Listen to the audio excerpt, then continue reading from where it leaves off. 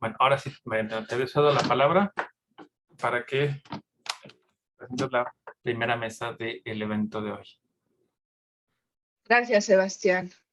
Buenos días. Les damos la bienvenida a la primera mesa inaugural del Congreso Estética Ambiental y Perspectivas del Habitat, que tendría que estarse llevando a cabo en la Facultad de Filosofía y Letras de la UNAM, que sin embargo está ocurriendo solamente en línea. En esta primera mesa nos acompañan Raquel Bouzo García, Saed Olvera Granados y Sebastián Lomelí Bravo, quienes hablarán en ese orden. Y voy a leer un pequeño resumen curricular de cada una de las personas antes de que empiecen su participación. Raquel Bouzo es profesora de Filosofía Intercultural y Asiática en la Facultad de Humanidades de la Universidad Pompeu Fabra de Barcelona. Su investigación se centra en la Escuela de Kioto y el budismo, con un particular interés por la relación entre estética y religión. Es la actual presidenta de la European Network of Japanese Philosophy y su presentación se llama El paisaje prestado como metáfora de un modo sostenible de habitar la tierra. Muchas gracias, Raquel, por participar esta mañana en este congreso, que tal vez es tu tarde. Tienes la palabra. Muchas gracias, María Antonia. Y sí, efectivamente, buenos días para vosotros, buenas tardes aquí. Voy a, si os parece, compartir la pantalla porque he preparado algunas imágenes en la presentación. Bueno, pero dice que no puedo mientras haya alguien compartiendo. No sé si tenéis que... Un momentito, sí.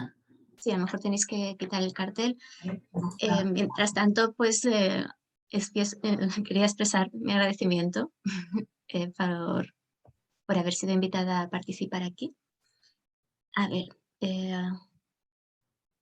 archivos. Me parece que ya puedes compartir, Raquel. Vale, lo que pasa es que no veo el documento en el escritorio, pero... quizás tendría que tenerlo abierto debajo. Voy un momento a ver.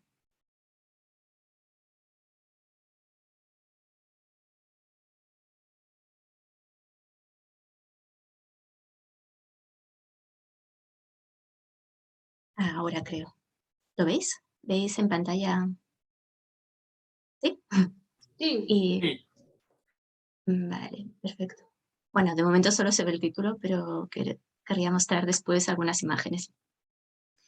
Bien, pues como son 3 presentaciones y bueno, el tiempo son 2 horas, he reducido un poco esta presentación que lleva por título, como se ha dicho, el paisaje prestado, ¿no? Y trata un poco de esta metáfora para contribuir de este modo a pensar esta forma más sostenible de habitar la tierra, que forma parte de las ideas que se proponen trabajar en el proyecto dirigido por Rebeca Maldonado y del que formo parte como investigadora y que ha sido un placer a lo largo de estos años pues compartir lecturas, intereses e ideas.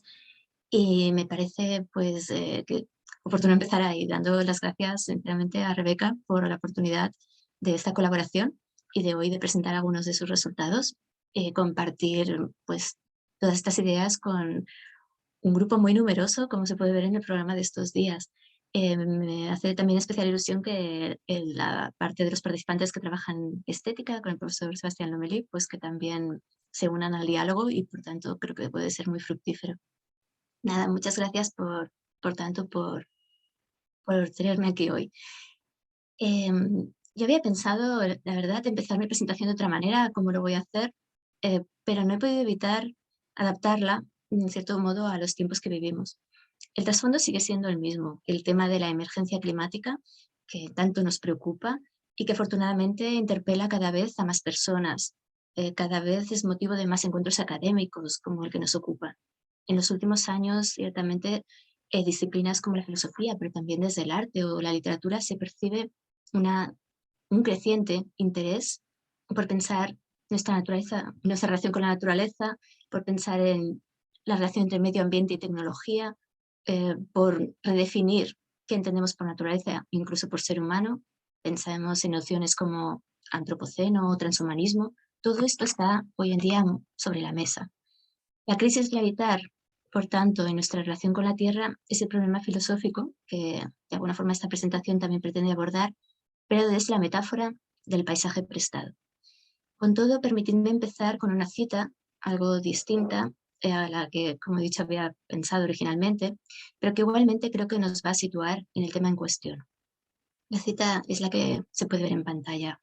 Cito: Ucrania está experimentando actualmente grandes cambios en su camino hacia una sociedad democrática, lo que exige transformaciones en todas las esferas de la sociedad.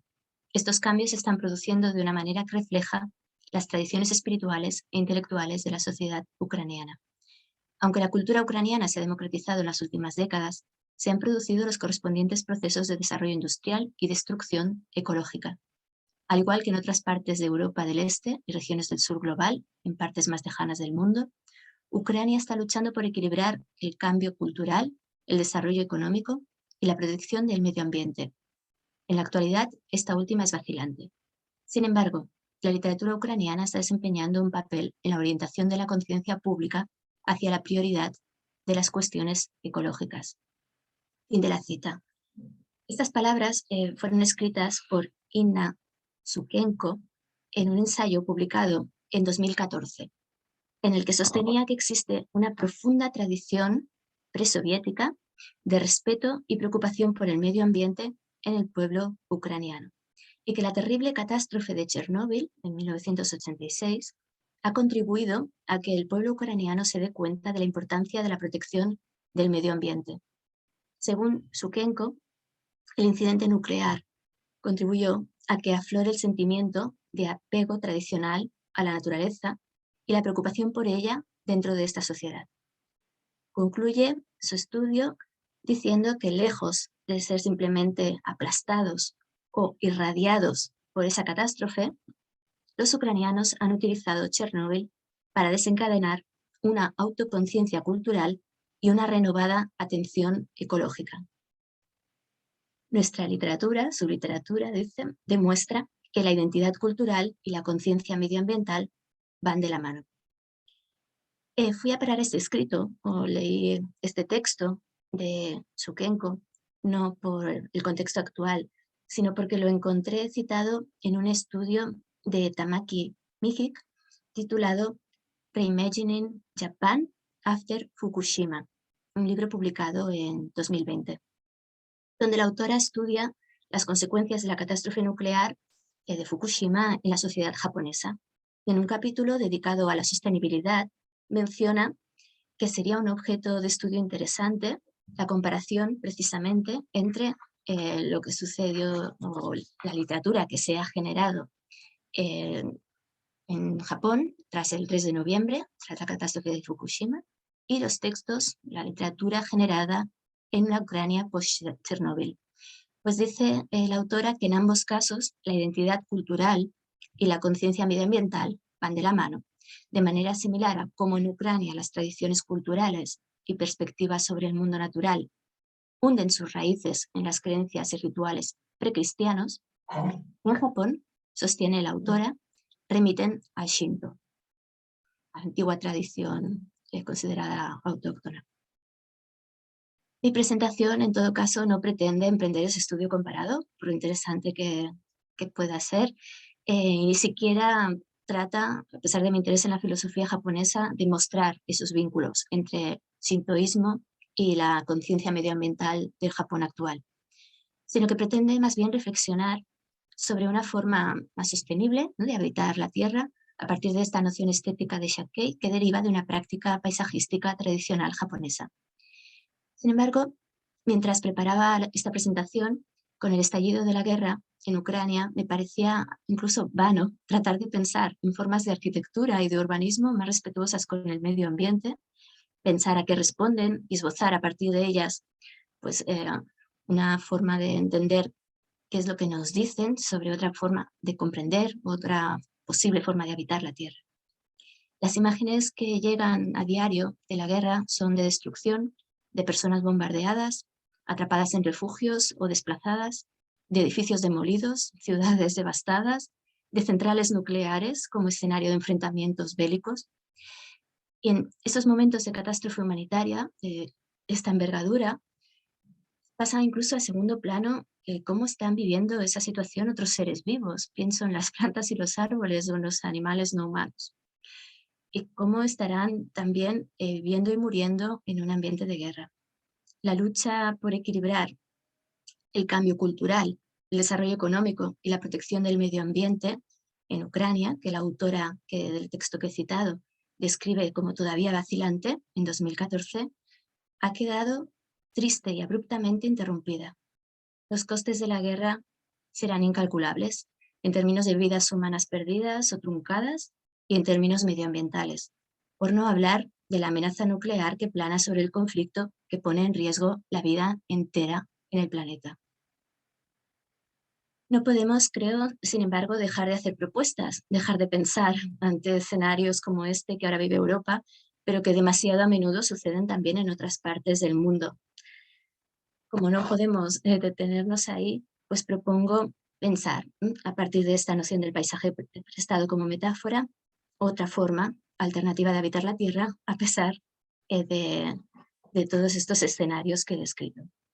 También querría introducir respecto a esto otra consideración crítica, y es que a menudo los términos japoneses, pensemos en el término ikigai, motanai, son términos que poco a poco van sonando en otros países, por ejemplo, aquí en España, en libros, monografías que se publican sobre conceptos con ese título que resultan pues muy atractivos al público en general, y a menudo se convierten en temas en Occidente que ilustran actitudes, métodos, formas de vida que proceden del Japón de las que podemos aprender. Y sin duda podemos aprender de ellos, pero aunque hayan nacido en Japón o en Asia, y ese es el apunte crítico, esto no significa que esos estilos de vida que representan o esas actitudes sean las más generalizadas entre nuestros contemporáneos asiáticos. De hecho, en el mundo actual, aunque esos conceptos, esos principios, como el que vamos a hablar de Shakei, se inspiren en esas tradiciones, no necesariamente son los que están vigentes o puestos en práctica. Digo esto para advertir el peligro de idealizar o romantizar el otro, de convertirlo en algo exótico. Basta pensar en el régimen de las aguas, en las formas de construcciones hidráulicas o de regadío, por ejemplo, en los arrozales, ¿no?, en el antiguo Japón o en la antigua China, que exigían enormes masas humanas para tener éxito y en efecto contribuyeron, como algunos estudios han señalado, por ejemplo, Wolfgang Bauer, hablando del pensamiento chino, estas enormes obras contribuyeron a que las escuelas filosóficas, sobre todo de esa época tan temprana, plasmaran la actitud que esas obras exigían de tratar de integrar el individuo siempre dentro del grupo. Y esta actitud se puede constatar, ¿no?, en la literatura antigua filosófica china y también japonesa. Posiblemente, por tanto, la labor colectiva que requerían esas obras, esas grandes construcciones, influyó en generar un cierto antiindividualismo, algo que puede ser visto hoy en día como positivo en el contexto actual. La cooperación se requiere y, en cambio, lo que parece prevalecer es una actitud pues, de un cierto egocentrismo individualista. Pero también hay que tener en cuenta que esas grandes construcciones que exigían esa labor colectiva y que contribuyeron a que se pensara de una forma que priorizaba al grupo frente al individuo, al mismo tiempo supusieron una gran modificación del entorno, muy drástica. A veces modificaciones irreversibles, como por ejemplo de los cauces de los ríos o todo el impacto que tuvieron esas presas o esas grandes obras. Es decir, el impacto humano en la naturaleza ha sido una constante siempre, y en concreto ese impacto negativo por la explotación de los recursos, la contaminación del aire y las aguas, la deforestación, la extinción de especies, la alteración de los ecosistemas, etc. Esto no es algo nuevo, ¿no?, de nuestra época, parece que se ha ido dando de forma sistemática a lo largo de la historia. Y este impacto negativo no solo se ha debido a la modificación del entorno para hacerlo más habitable a los seres humanos, sino también a causa de guerras, muchas veces por el control precisamente de los recursos energéticos. Tampoco eso, por tanto, sería algo nuevo. Y de ahí que esto no nos impida seguir pensando y seguir proponiendo soluciones. Quizás estas breves consideraciones basten para cuestionar por lo menos la idea de progreso en la historia de la humanidad, para evitar incurrir en generalizaciones que contrapongan culturas o que las idealicen, y por eso eran unas reflexiones previas que quería poner de manifiesto. Pero desde luego, estas consideraciones nos sirven para relativizar la sensación de fracaso o de involución, incluso, que genera pensar que iniciativas para ampliar la conciencia colectiva sobre la emergencia climática, como las emprendidas por la literatura ecocrítica surgida en Ucrania después de Chernóbil, que mencionaba antes, y que empezaba ya a dar sus frutos en 2014, ahora, en 2022, se ha visto paralizada por la guerra. Bien, y dicho esto, que eran las consideraciones introductorias, paso a abordar ya directamente el término Shakei. Es una palabra procedente del chino, ¿no?, formada por 2 sinogramas. El de préstamo, que significa el primero prestado, tomar prestado, y el segundo que significa pues paisaje, vista. Literalmente, paisaje prestado es lo que significaría esta palabra en inglés, borrowed scenery, ¿no?, como una escena prestada. Hasta la década de 1960 no empieza el término a ser de uso común en textos de estética y a adquirir un sentido técnico en la literatura especializada, pero ya se encuentran algunos de los principios básicos que concentran el campo semántico, el significado de esta palabra, en un libro antiguo sobre jardinería, escrito en el siglo XI, el libro Shakuteiki, que está considerado el libro sobre jardinería más antiguo de esa clase en el mundo. Pues ahí ya se habla de estos principios que después han desembocado en este término. Shakei se habría originado en Japón a partir de la adopción de técnicas y sistemas paisajísticos procedentes de China, pero se habría desarrollado después con el tiempo, sobre todo bajo la influencia de las ideas budistas durante el periodo Muromachi. La técnica alcanzó su máxima popularidad ya más tarde, periodo Meiji, que es el periodo que coincide con el inicio de la modernidad en Japón, periodo Taisho. No es algo exclusivo de Japón, desde luego, pero sí que es una característica pues, propia, sobre todo de los jardines asiáticos, de Asia Oriental. Shakei se refiere a la incorporación de elementos del entorno natural en el diseño del jardín, como muestra esta imagen que está en pantalla. Para que el paisaje se integre, el paisaje diseñado, construido, el creado, para que se integre perfectamente en la naturaleza, pues se limitan las barreras, se permite que, por ejemplo, en este caso, las montañas o los bosques circundantes formen parte del propio paisaje. En Shakei también se incorpora en el diseño de las estructuras, por ejemplo, las típicas pagodas en los templos. La intención es evitar un espacio que desentone, que sea extravagante, que no discurra de forma fluida con el entorno.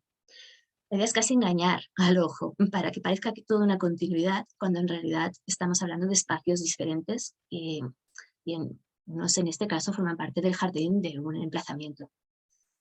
Resulta como práctica relativamente económica porque lo que promueve es trabajar con elementos que ya existan, que estén ahí ya en el entorno, y permite esa ilusión de una armonía casi sin esfuerzo, aunque se sabe que estos jardines fueron diseñados pues, con mucho cuidado y con mucho detalle. Se ha convertido al final este término y esta manera de diseñar jardines en una característica definitoria, ¿no?, distintiva de los jardines japoneses. En el Japón contemporáneo también se puede aplicar a cualquier lugar. No es solamente una cuestión de paisajes de templos o de villas. Es una técnica que se aplica a la arquitectura paisajística. Se va replanteando sobre todo en diferentes contextos urbanos para adaptar la vida metropolitana y para fomentar ese vínculo con la naturaleza también en entornos de cemento. Por ejemplo, veamos algunos ejemplos. Esta sería una casa japonesa. No, desde luego no es una típica casa japonesa, sino un estudio arquitectónico famoso, pero que podemos ver cómo ha sido diseñada para estar adaptada. Estas imágenes que voy mostrando ahora, todas pertenecen a la misma casa. Y como se puede ver, no es tanto el objetivo que la casa disponga de buenas vistas o de bonitas vistas, sino que se trata, si se toma Shakei como metáfora y como modo de construir sostenible, que esa es un poco la idea que propongo, se trata de fomentar claramente la relación con el entorno, con materiales del entorno que se adapte a las condiciones climáticas del entorno. Será una arquitectura situada, una arquitectura atenta al lugar, que responda a las necesidades del lugar en concreto. Por tanto, no exportable. Cada diseño tiene que ser nuevo y único porque se tiene que adaptar a ese contexto donde va a ser ubicado. Se trata además de aprovechar al máximo la luz natural y potenciar todos los recursos ya disponibles. Sobre los materiales, pues piedra donde hay piedra, o madera donde haya madera, arcilla donde haya arcilla, ejemplos de este tipo de construcciones que aprovechan los materiales del lugar. Ha habido siempre ya una práctica entre nuestros antepasados, pero que se ha ido perdiendo con la modernidad. Es justamente este aprovechar el elemento material del entorno lo que sorprendió al filósofo Batsuji Tetsuro en su viaje por Europa y cuando reflexionó sobre la noción de ambiente geocultural, ¿no? De la noción de Fudo. Volver a este tipo de arquitectura aprovechando los materiales no es o no tendría que verse como una regresión a esas construcciones antiguas, pero tampoco se trataría de construir pues, pistas de esquí o de patinaje en medio de un desierto, ¿no? Entonces, entre el extremo de intentar llevar la globalización a todo el planeta y el de volver al material propio de la zona originaria, que pertenecería eso ya más al pasado, aquí lo que se trataría es también de aprovechar los conocimientos de los que disponemos actualmente, y eso incluye pues también nuevos materiales, por ejemplo los reciclados, pero siempre respetando el entorno. Construcciones, incluso prácticas de urbanismo basadas en los principios Shakkei, eso es otra casa japonesa, en medio de un bosque, pues son principios que ya, como se puede ver en este tipo de construcciones, ya existen, ya están puestos en práctica. Sin embargo, se me puede decir, en realidad son un lujo. Todas estas obras provienen de estudios arquitectónicos famosos y no es desde luego, no está al alcance de la mayoría de personas. De momento es solo un lujo al alcance de pocos. Sin embargo, en estas prácticas urbanas que se muestran, ¿no?, en las imágenes, esta apuesta, en muchos casos claramente sostenible, se trata de mejorar, ¿no?, la calidad de vida de los habitantes sin poner en riesgo los recursos de los que se dispone. Y también de esta forma pues velar, ¿no?, por el bienestar de la humanidad futura. Y en las ciudades que han asumido este lema de ciudades sostenibles, también esto sirve para procurar la justicia social. Una renovación y redistribución del espacio urbano en general para adaptarlo, ¿no?, a estos principios. Supone al mismo tiempo una preservación del patrimonio cultural del que se dispone, pero una ciudad sostenible basada en estos principios, con una arquitectura y planes urbanistas Shakkei, también implica mejorar la eficiencia energética. Establecer zonas comunes, como se puede ver. Esta imagen de ahora, la anterior era una biblioteca, esta de ahora es un colegio, en Japón también, donde, como se puede ver, hay zonas comunes. Se trata de aprovechar, como decía antes, la luz y disminuir el consumo y el impacto humano en el entorno lo máximo posible. Técnicamente, por tanto, esto es posible. Otra cosa es que haya pues, una apuesta política decidida o que se disponga de los medios. Uy, perdón, sí, esta es la última imagen. Estas imágenes que he mostrado, muchas de ellas fueron expuestas en 2013 en una exposición en Casa Asia, en Barcelona. Era una exposición que llevaba por título Los arquitectos de la nada. Porque ahora paso ahí al trasfondo conceptual o filosófico de esta forma de concebir la arquitectura y el espacio.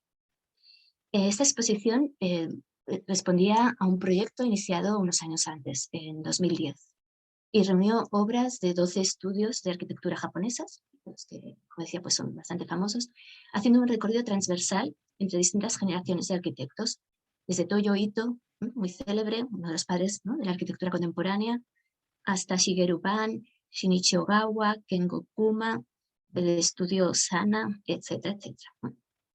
Estos 12 estudios japoneses, estudios o del arquitecto más consagrado, arquitectos jóvenes, tenían en común muchos elementos Y la iniciativa de reunirlos en la exposición fue de también dos arquitectos, en este caso catalanes, José Ramón Pascuets, del Estudio NAR, y Ignacio Ontiveros, que además de que están fascinados por la arquitectura contemporánea japonesa, se interesaban por este concepto de la nada, ¿no? El concepto filosófico que asociamos a Asia.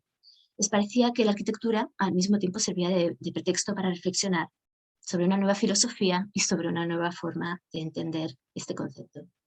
Por eso la exposición recibe este título, de Arquitectos de la Nada.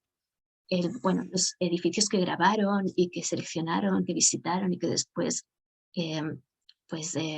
mostraron en la exposición, curiosamente, como digo, reúnen elementos en común que incluso a los propios promotores del proyecto sorprendió, pero cuando entrevistaron a los arquitectos, ellos pues explicaban sus obras y qué les motivaba para llevar a cabo estas obras de esta manera. Siempre les preguntaban si estaban familiarizados con la filosofía budista, con la escuela de Kioto, si conocían el pensamiento de Nishida Kitaro, de estos autores contemporáneos. La mayoría de arquitectos decían que no. Respondían que no habían leído esas obras, que no estaban interesados en ellas, pero todos reconocían, y eso es muy interesante, todos eran conscientes que en su arquitectura estaban reinterpretando la tradición, estaban muy apegados o tratando de recuperar la tradición japonesa, la arquitectura tradicional. Decían en sus propias palabras que esta arquitectura tradicional japonesa les acercaba a una realidad social más conectada, más relacional, menos por tanto individualista. Y lo que nos interesa especialmente, teniendo en cuenta cómo empezaba la presentación y que, bueno, pues ya creo que tengo que ir casi terminando, lo interesante es que fue justamente el estallido de la burbuja económica a principios de los años 90, el terremoto de Kobe en el año 95, la posterior recesión de la economía japonesa, lo que motivó a esta llamada década perdida, motivó a estos arquitectos a ya no continuar con la dinámica que llevaban hasta ese momento de construcción y plantearse otra forma más sostenible, podríamos decir, de construir, por tanto, de habitar. En relación con Shakei, nos interesa justamente lo que reflejan estas fotografías. Proponen nuevas formas de vivir en los edificios y de relacionarse las personas con la arquitectura y la propia construcción arquitectónica con el entorno. Desde el uso de los materiales tradicionales, con la combinación con las nuevas técnicas más constructivas, más modernas, pasando por la consideración o reconsideración de los límites, que son más borrosos, más difusos.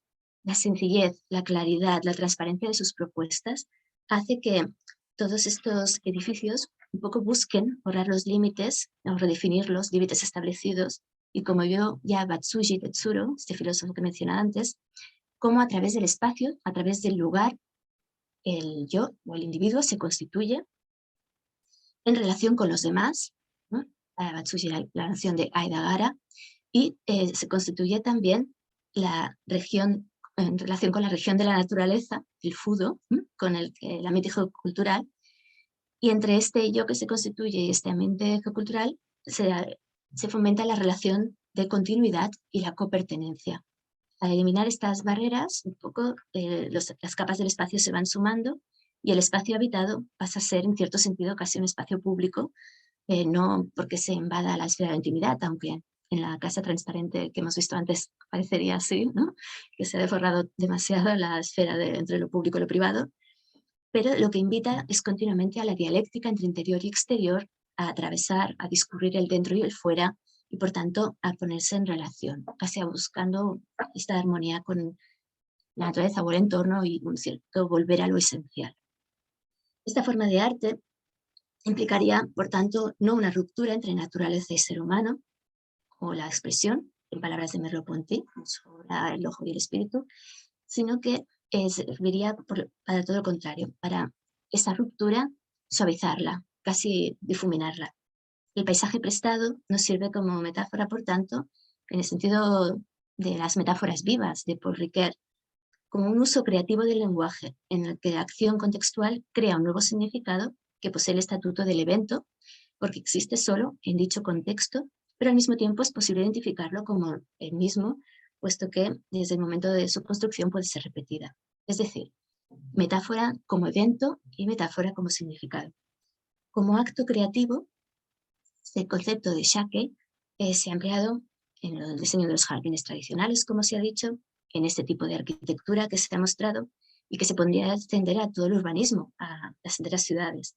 Y yo propongo extenderlo incluso al modo de habitar la tierra, entendida la tierra como algo prestado, algo que ocupamos de una manera contingente y por tanto nos obliga a responder, a corresponderle de una forma pues mínima, reduciendo mínimamente el impacto que causamos en ella. O sea, habitar de una forma no invasiva ni destructiva. Tras esta metáfora reside la idea de una relación con la naturaleza que no la cosifique, que no la reifique, que no la trate en un sentido meramente instrumental. Y ahora sí voy a las palabras de Merleau-Ponty, que creo que se ven en la pantalla. En este ensayo que he mencionado, El ojo y el espíritu, un ensayo que escribió muy poco antes de morir y que escribió en La Provenza y donde reflexiona sobre el arte, y dice, cito, la ciencia manipula las cosas y renuncia a habitarlas. Saca de ellas modelos internos y operando con esos índices o variables, las transformaciones que su definición le permite. No se confronta, sino de tarde en tarde con el mundo actual. Ella siempre ha sido ese pensamiento admirablemente activo, ingenioso, desenvuelto, ese prejuicio de tratar a todo ser como objeto en general, a la vez como si no fuera nada para nosotros y sin embargo estuviese predestinado para nuestros artificios.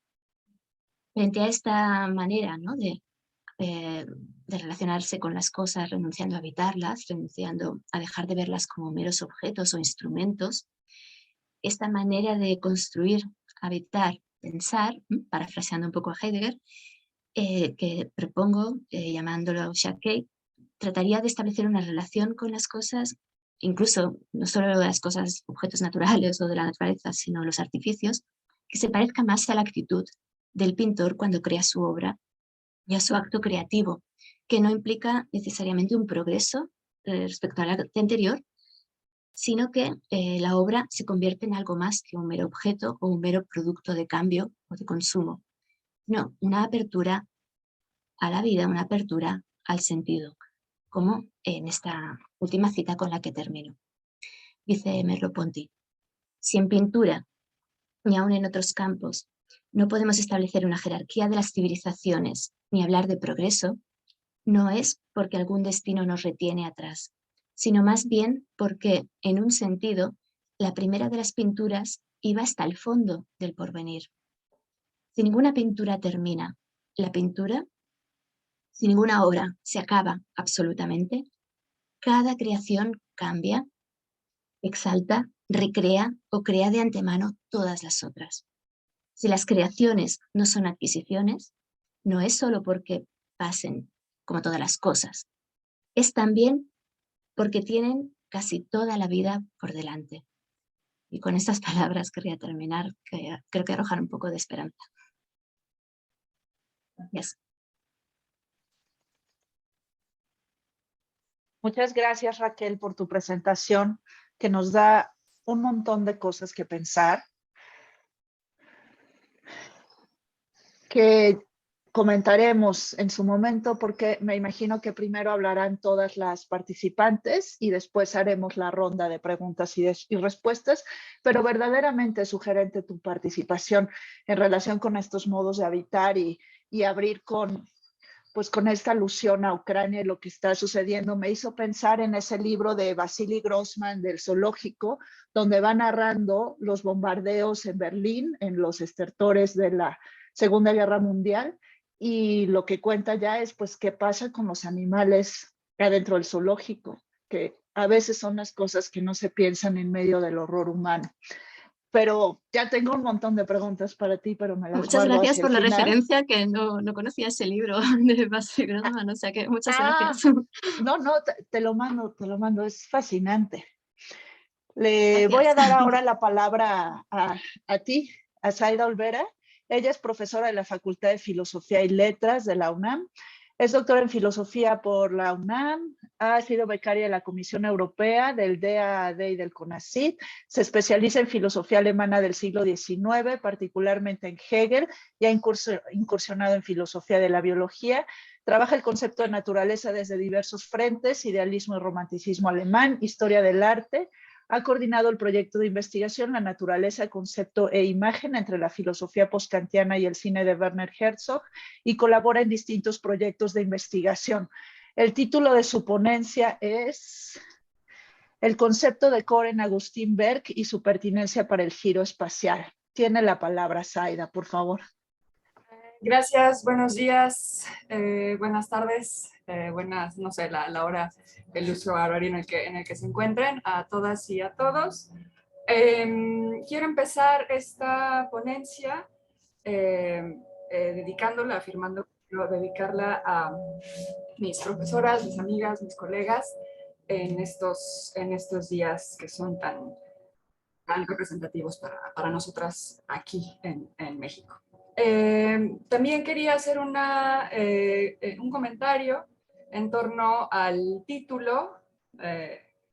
Lo revisité y me pregunté si no debería modificarlo un poco. Se llama Cora en Berg y su pertenencia para el giro espacial, pero me parecía que podría, digamos, enriquecerse si agregaba también que es una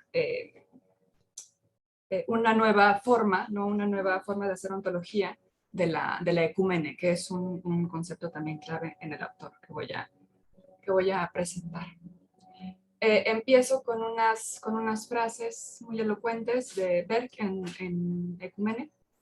La ontología no tiene más que establecer la relación entre cuervos, campos de arroz y ranas. Decir que la cuestión del ser es filosófica, mientras que aquella sobre el lugar sería geográfica, es dividir la realidad por un abismo que impide para siempre aprenderla. Una clave importante para leer la historia de la filosofía del siglo XIX es la de la temporalidad. Puede decirse que, a diferencia del espacio, el tiempo adquirió una primacía casi incontestable como hilo conductor de problemas centrales como la conciencia, el yo, el espíritu, la historia, etc. Y que el pasado, el presente y el futuro, más que la posición o la concomitancia, contribuyeron al diseño de los problemas filosóficos relevantes para la época y también para un gran campo de la filosofía del siglo XX. Sin soslayar las fructíferas incursiones de la fenomenología en la filosofía del espacio, es solo hasta mediados del siglo XX que la primacía conceptual de la temporalidad comenzó a debilitarse, no solo en la filosofía, sino en una amplia variedad de disciplinas, como en la propia geografía, en la historia, en los estudios literarios o en la sociología. Lo que se conoce como giro espacial podría definirse a partir de la crisis de criterios temporales que han servido para vehicular prejuicios propiamente modernos y eurocéntricos, como la línea monocausal del progreso histórico o técnico, finalidades unívocas o un único futuro para la humanidad, la remisión al origen, etc. En suma, podría caracterizarse como una reacción masiva frente a la predilección moderna e incluso tardomoderna de remitir las problemáticas de las humanidades y las ciencias sociales al campo semántico de la temporalidad. Hay una cita de Santa Arias que me gustaría leer en relación al giro espacial. Cito a Arias. En un sentido, esta transformación, el giro espacial, se expresa en términos semánticos simples, a saber, las asunciones y el uso literal y metafórico de las palabras espacio, lugar o mapeo para denotar una dimensión geográfica en tanto en cuanto aspecto esencial de la producción de la cultura. En otro sentido, no obstante, el giro espacial es mucho más sustantivo, ya que implica una revisión de la propia noción y significado de la espacialidad con el fin de ofrecer una perspectiva desde la cual el espacio se vuelva igualmente importante que el tiempo en el desarrollo de las cuestiones humanas. Una visión en la que la geografía no se relegue a una ocurrencia tardía o a una mera añadidura, sino que se muestre en su influencia profunda en la construcción de dichas cuestiones humanas. Fin de la cita. Podemos inscribir el trabajo de Augusta Berg en esta última tarea a la que se ha abocado el giro espacial, pues el autor no solo ha exigido de las ciencias sociales y las humanidades atención al fenómeno de la espacialidad, sino que ha trabajado en la reformulación de algunos conceptos que pueden ayudarnos a ampliar su comprensión, no ya como una contraparte del tiempo, la pasividad frente a la actividad, sino como una esfera desde la cual una nueva ontología es posible. Geógrafo, orientalista y filósofo, este autor se ha dado a conocer por su interés en la reelaboración de una base teórica para la geografía, que acentúa la importancia de pensar en la espacialidad en términos ontológicos y estéticos. Ha propuesto una serie de conceptos que remiten a la gran influencia que ha recibido del autor japonés Watsuji Tetsuro, de quien es traductor, como el concepto de medio o de medialidad. Él mismo también ha propuesto el concepto de trayección en respuesta al de proyección, proyecto y futuro, la reelaboración del concepto de ecúmene. La reelaboración del concepto de ecúmene es uno de sus aportes más significativos a una ontología de la geografía y es en el horizonte de dicha empresa que se ubica el concepto de Cora, como una fuente productora de reflexión en torno al ser y al haber. En el presente trabajo me interesa analizar su lectura de este antiguo concepto con el fin de acercarme a un giro espacial de la ontología, giro que haga posible pensar de otra manera las cosas desde su espacialidad. El recorrido por estas reflexiones debe servir de antecedente para una reflexión más amplia sobre el habitar de las cosas, sobre el habitar de nosotros con ellas, y sobre todo para una práctica de horizontalidad en la medialidad. Delinearé en primer lugar el marco en el que se ha tratado del problema de la cosa en relación al espacio, por supuesto de una manera muy esquemática y con brocha gorda, ¿no? Y las ontologías cósicas que resultan de su comprensión moderna. En segundo lugar, describiré algunos de los aportes más significativos de Berg a la transformación de esa ontología, siguiendo como hilo conductor el concepto de Cora. Empiezo entonces con la primera sección. Sería falso afirmar que las propuestas ontológicas de las filosofías occidentales no han valorizado la espacialidad. El espacio ha sido un concepto clave en varias de las ontologías más influyentes de la modernidad, como es el caso de la cartesiana o la kantiana. Lo que resultaría más dudoso, no obstante, sería afirmar que la espacialidad de las ontologías modernas permite comprender la espacialidad de las cosas sin alejarlas de nosotros y por tanto promoviendo un dualismo que jerarquiza el cogito en relación con lo extenso o lo juzgado en relación con lo dado, la actividad del pensar y de la subjetividad frente a la pasividad e inmovilidad de lo espacial. La ontología cartesiana es el momento culminante de una serie de procesos técnicos, pictóricos y científicos que dieron nacimiento a una de sus piezas clave, a saber, la espacialidad abstracta, a la que Descartes llama res extensa, y dentro de la cual se encuentran las cosas materiales que poseen extensión, es decir, magnitud, longitud, anchura, profundidad, etc. Además, Descartes recupera un aspecto esencial de la espacialidad aristotélica al atribuirles a las cosas extensas una figura que se forma gracias a los límites de esa extensión y la limitación mutua de los cuerpos. Con ello, traza una línea de continuidad entre la extensión y el concepto de topos. Como lo señala Berg, cito, para ser completamente moderno, al topos aristotélico le hace falta situarse en el espacio, noción que los griegos no poseen. Sin embargo, ya anuncia dos características fundamentales de la práctica de los lugares en la arquitectura moderna, a saber, posicionar libremente los objetos que están ahí, como también podrían estar en otro lugar. Es decir, objetos separables del lugar y que poseen su identidad dentro de su propio envoltorio local. En suma, objetos sin vínculo ontológico con su entorno. Fin de la cita. La extensión de las cosas materiales las encierra en su identidad, volviendo sumamente difícil una concepción vívida de las cosas por sus propios principios de interacción. Las cosas materiales, a las que Descartes llama cuerpos, son radicalmente distintos del principio a partir del cual estos pueden ser pensados.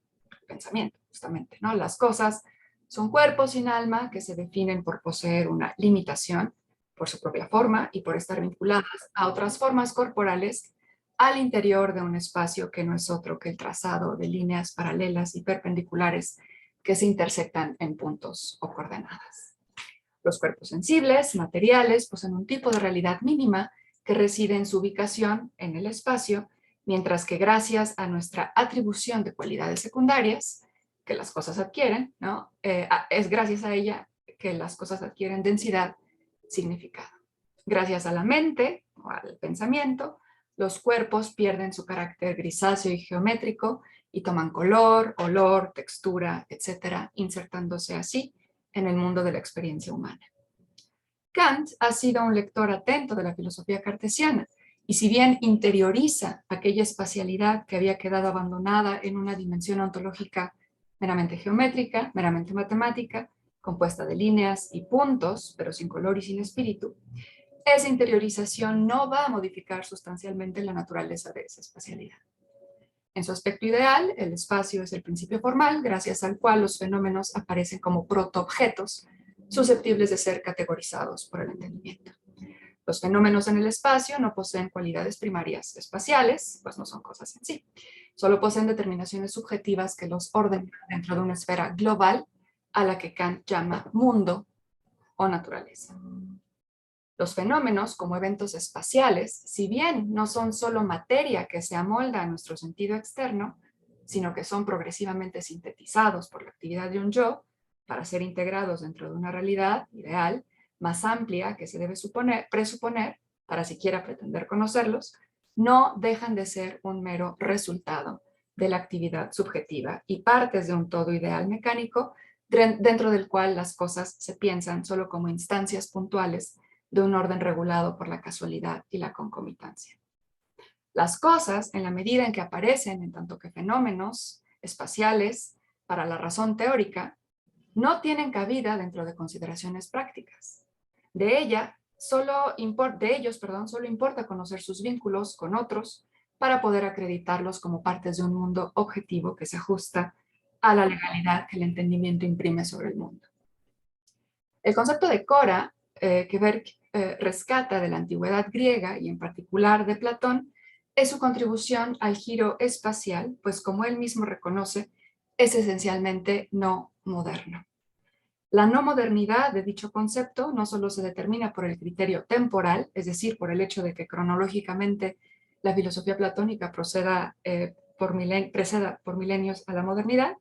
La no modernidad de la Cora reside, sobre todo, en que incita al pensamiento contemporáneo a tomar distancia crítica, a alejarse hasta cierto punto de aquella espacialidad vacía, pasiva e inactiva de Kant o de la simplicidad de paralelos y perpendiculares de la espacialidad cartesiana, misma que supone, como ya se mencionó, la concepción topológica del espacio. El concepto de Cora, más elemental aún que el de ecúmene, invita a la puesta en cuestión de presupuestos que han contribuido a formar nuestra vida con las cosas y nos invita a un pensamiento paisajero. Voy a la segunda parte de mi texto. El concepto de Cora juega un papel determinante en la economía del concepto mayor de ecúmene. Veamos en primer lugar qué significa este concepto. La ecúmene, vieja palabra que nos remite a la idea de lo propio y su distinción con lo otro, a los conceptos de oikos, del familiar y del medio, o a la tierra habitada de los mapas medievales que poseían como centro del universo a Jerusalén, es recapitalizado por Berg para fundirlo con los conceptos de medialidad y trayectividad. El autor comienza su definición en los siguientes términos. La relación a la vez ecológica, técnica y simbólica de la humanidad a la superficie terrestre. La ecúmene, y con ella todo el medio humano, es eso y no es menos que eso, pero es siempre y en primer lugar la geograficidad del haber de las cosas, ahí en donde empieza nuestra existencia. Fin de la cita.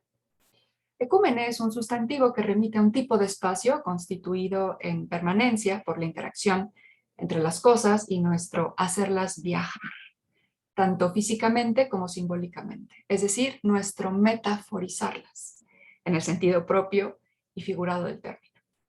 Pero es también un modo de ser, y cito nuevamente al autor. La ontología de las cosas nos fuerza a admitir que el modo ecumenal de ser no proviene ni propiamente del objetivo ni propiamente de lo subjetivo. Ese modo lo llamo trayectividad. El ser de un lápiz es trayectivo, como lo es de todas las cosas del ecúmene. Esto quiere decir que solapa lo subjetivo y lo objetivo y que excede su lugar material, suponiéndolo de todas formas. Sé que su punta se gastará, que se recortará y terminará un día en la basura y después en la atmósfera vía el incinerador público y de ahí un poco en todas partes sobre la tierra y en el fondo de los mares. No sin haber escrito muchas cosas que en principio serán parte de la noósfera, pero que no existirán por ello menos materialmente sobre el papel que biológicamente en las neuronas de la gente que las habrá leído. Ese es el trayecto de la existencia de un lápiz. Interesante. Las cosas, en el sentido ecumenal, se ligan a distintos niveles, físicos como simbólicos, y este es el tipo de dinámica que Berg le atribuye a la ecúmene.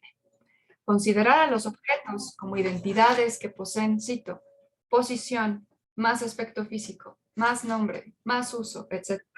No es la realidad del ecúmene, la cual es un perpetuo engendramiento, Génesis, no solo de las cosas, sino de nosotros con ellas.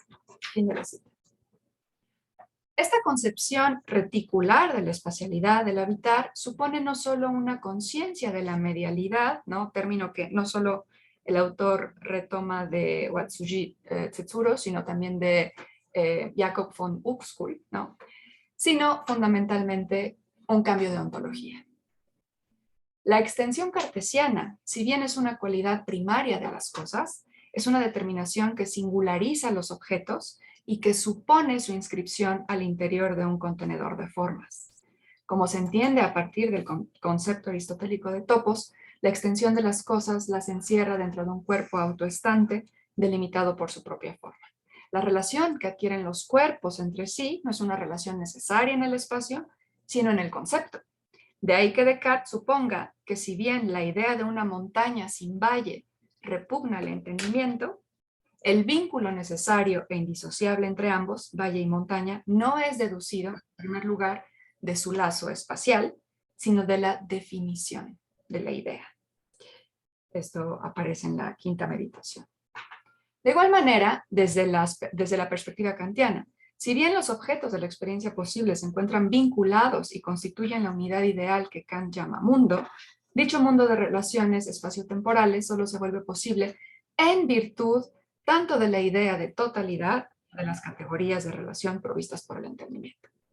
Los objetos no poseen la capacidad de manifestarse como constituidos en su ser sí mismos a través de las relaciones que se tejen entre ellos, a través de ellos.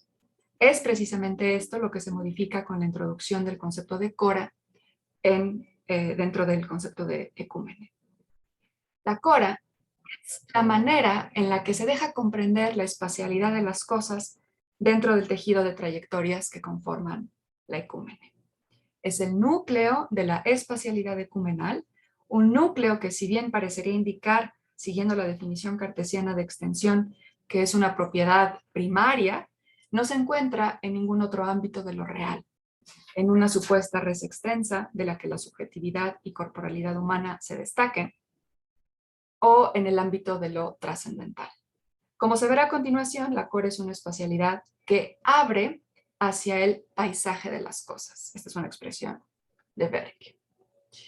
En vestigios textuales anteriores al Timeo, cora de Platón, ¿no? Cora aparece como un lugar preciso, un lugar correspondiente de las cosas. Estar en su lugar, tener su lugar. Berg afirma, encontramos por ejemplo en Genofonte los usos siguientes. Coran lambanein, ocupar su lugar. Kata Coran egein, Sí. ocupar su puesto. Berg rescata el fondo semántico de estas expresiones hasta llevarlos al estrato irreductible de todas ellas. La cora como tener lugar, como un haber, como un hay. La cora es la apertura de donde surgen las cosas y Berg agrega, ahora ya aludiendo al Timeo, cito, es su salida a nuestro encuentro, fuera de ellas mismas. Dicho de otra manera, su realidad. Fin de la cita. Pero es también, como afirma, contra la lectura del mismo concepto que hace Derrida, la apertura misma que le permite recibir la alteridad. Fin de la cita. De manera que si bien ese haber parecería remitirnos a un núcleo duro de identidad inapelable, la abre más bien hacia lo otro. Frente al concepto de topos, que Platón también utiliza y que, como ya se dijo, Aristóteles define de manera más clara como ese envoltorio o contorno limitante dentro del cual las cosas quedan encerradas en su identidad y univocidad, el concepto de cora sugiere su haber como hiato, como apertura hacia lo otro y por lo tanto es un concepto que pone en crisis la idea de identidad. Frente a la espacialidad tópica derivada de la comprensión aristotélica del lugar y frente a las versiones modernas que lo suponen, el concepto de cora nos remite a una espacialidad productiva vinculada de alguna manera a una temporalidad que no pasa sobre ella para insistir en su movilidad, sino que la activa, el kairos. Con el giro espacial de la ontología no desaparece la temporalidad, sino que se resignifica en función de la primera. La pertenencia es pertinencia a un lugar, ¿no? A su espacio-temporalidad, que Berg califica como insular e incluso como archipiélagos de realidad. En otro texto, Berg también afirma que la cora es el medio cuya identidad indefinible es al mismo tiempo huella y matriz del ser relacional, y por ello participa ontológicamente de estos. Esta era una cita de Poéticas de la Tierra, creando el paisaje de las cosas. Huella y matriz son dos conceptos que han acompañado tanto al concepto de cora como al concepto de paisaje en el pensamiento de Berg. Desde sus primeras formulaciones teóricas en los 80s, el autor entiende este concepto como una clave de pensamiento en imágenes. Le atribuye un poder disolutorio de la dualidad sujeto-objeto, pero no por mero decreto, sino en virtud de lo que llama el carácter plurimodal, tanto del paisaje como del sujeto. Por dicho carácter, el autor se refiere al hecho de que ambos, en relación, son tanto pasivos, activos como potenciales. El concepto de paisaje se funde con el de cora, pues ambos indican la huella de una civilización, la trayectoriedad, ¿no? Y también una matriz, pero ya no solo porque engendra formas de vincularnos con lo que constituye el medio, como Berg afirmaba en los 80s, sino porque, como afirma ahora, tiempo después, es la clave para pensar en la emergencia o el surgimiento de las cosas mismas en tanto que seres relacionales. Concluyo. Como mencioné al inicio, el concepto de cora puede ayudar a situarnos en una nueva ontología cósica que permita conceptualizar a las cosas más allá de la relación con la humanidad o estableciendo otra relación con nosotros, como espacialidades reticulares que tejen un mundo que no es solo texto legible como el libro de la naturaleza para el ser humano, sino que se dice a sí mismo, o suena, resuena, como la musicalidad del mundo de von Uxküll. Para una ontología de las cosas que redunde en una ontología del habitar, he querido explorar la propuesta de Berg como una propuesta en principio crítica frente a la espacialidad llamada en términos muy generales moderna. La crítica a la espacialidad es un paso necesario para poner a la vista los presupuestos que nos impiden ver un aspecto interesante de las cosas mismas, su aspecto coracairológico, ¿no? Una manera rebuscada, si se quiere, de definir el binomio espacio-temporal bajo otros supuestos ontológicos y que arroja otra imagen del mundo. Ya no un paisaje, entendido como la composición clásica, que implica la creación de un espacio frente a, pero alejado de, la mirada humana, y que históricamente determina un momento clave del proceso de objetivación de lo otro, que se ha configurado como naturaleza, sino un paisaje de cosas o archipiélagos de realidad reticular que, sin embargo, como también afirma Berg, no rodea ningún mar, sino que se ensanchan o retraen. La espacialidad de la Cora es la insularidad, y en virtud de la temporalidad cairológica que posee, se trata entonces no solo de paisajes pasajeros por su transitoriedad, sino porque realmente son transitados, recorridos por diversos vectores, entre los cuales se encuentra la práctica humana. Pero no es el único, no es el único vector que transita la ecúmene. Como ver que reconoce, ¿no? Von Uxküll no se equivocaba en su biosemántica, gracias a la cual se entiende que otros seres, otras cosas, constituyen nuevos ámbitos de realidad, ¿no? El chimpancé que toma piedras como herramientas o la planta cuyos tallos se tuercen para seguir la dirección del sol. Precisamente aquí, a diferencia de Berg, yo insisto en esto para acercarme a una ontología aún más horizontal, aún más elemental, que no tenga el sentido humano, placa giratoria gracias a la cual se ordenan los paisajes. De alguna manera, las reflexiones de Berg me acercan a aquellas claves que ofrece Merleau-Ponty de la visión en El ojo y el espíritu, texto que ya fue citado, cuando cita a Paul Klee, cuando afirma el pintor: en un bosque sentí en varias ocasiones que no era yo quien veía el bosque. Ciertos días sentí que era el bosque el que me observaba, el que me hablaba. Yo estaba ahí escuchando.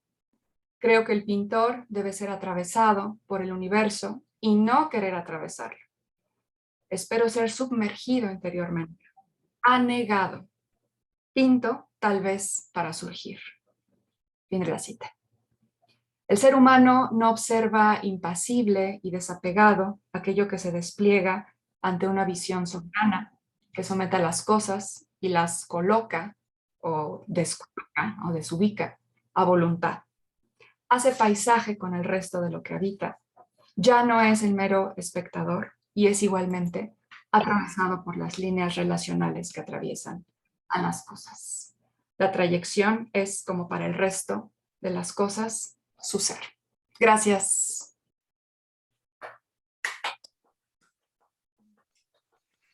Muchas gracias, Aida, por tu presentación densa, pero nos da que pensar, pero muchas gracias, sí. ¿Cuántas maneras de considerar el hiato entre espacialidades y subjetividades, modos de concebir el espacio de la extensión físico-matemática a las maneras de habitar? Ahí tenemos una miríada filosófica para entretenernos un buen rato. Espero que haya suficiente tiempo para discutir estas cosas. Y ahora le doy la palabra a Sebastián Omelí. Él es uno de los organizadores de este congreso, junto con Rebeca Maldonado. Es un gusto escuchar a Sebastián. Él es, espérenme porque les voy a decir el título de su presentación que me dejé por acá. Él es profesor de la Facultad de Filosofía y Letras de la UNAM desde hace una década. Su área de investigación es estética y también nuevas tecnologías y materialidades. Este congreso es parte de su proyecto de investigación sobre paisaje y estéticas ambientales. Y Sebastián ha publicado extensamente al respecto. Tiene un artículo sobre el tema que apenas salió el año anterior en teoría en la revista El Colegio de Filosofía. Se los recomiendo mucho que le echen un ojo para ver qué temas trata y desde qué perspectiva. Por lo pronto lo vamos a escuchar con Paisaje y Proceso, el arte de presentar la vida y muerte de la tierra. Gracias, Sebastián. Ok. Muchas gracias, María Antonia, por la presentación. Insisto, agradezco mucho pues que estés ahorita con nosotros ayudándonos en la presentación de la mesa. Nada más díganme si están viendo ya la presentación, ¿sí, verdad? Ok. Bueno, pues de nuevo muchas gracias a Raquel y a Zaida por estar en esta mesa, a Rebeca por toda la colaboración en la organización y bueno, a todo todas las personas que están ahorita esperando dar sus ponencias y a este público numerosísimo que nos hace favor de acompañarnos desde temprano. Y bueno, como decía hace un momento María Antonia, llevo un rato trabajando estas cuestiones de estética y medio ambiente. Y hoy voy a contarles un poco cómo va mi investigación, un poco el estado de la investigación, pensando en particular el modo en el que el arte nos puede ayudar a hacer mediaciones para comprender un espacio complejo que no solamente sea un espacio natural que creamos digamos, bien conservado y deseable, sino sobre todo pensar espacios que han sido dañados severamente por la acción humana, ¿no? De hecho, mi investigación ha tenido como interés, punto de inicio y de quizá del lugar al que quiero llegar, comprender qué pasa con la presa del Lago de Guadalupe, que es el segundo cuerpo más grande de agua en la cuenca de México. Es una reserva ecológica y a pesar de ello es un espacio severamente dañado, insisto, porque se vacía un montón de aguas negras al año. Aquí tengo los datos para que los revisen. Y bueno, a pesar de esto, decía, recibe por lo menos 150 especies de aves migratorias al año. Y bueno, además es una zona turística y para que la gente vaya a pasear por un lado y por otro es un vertedero de basura increíble, ¿no?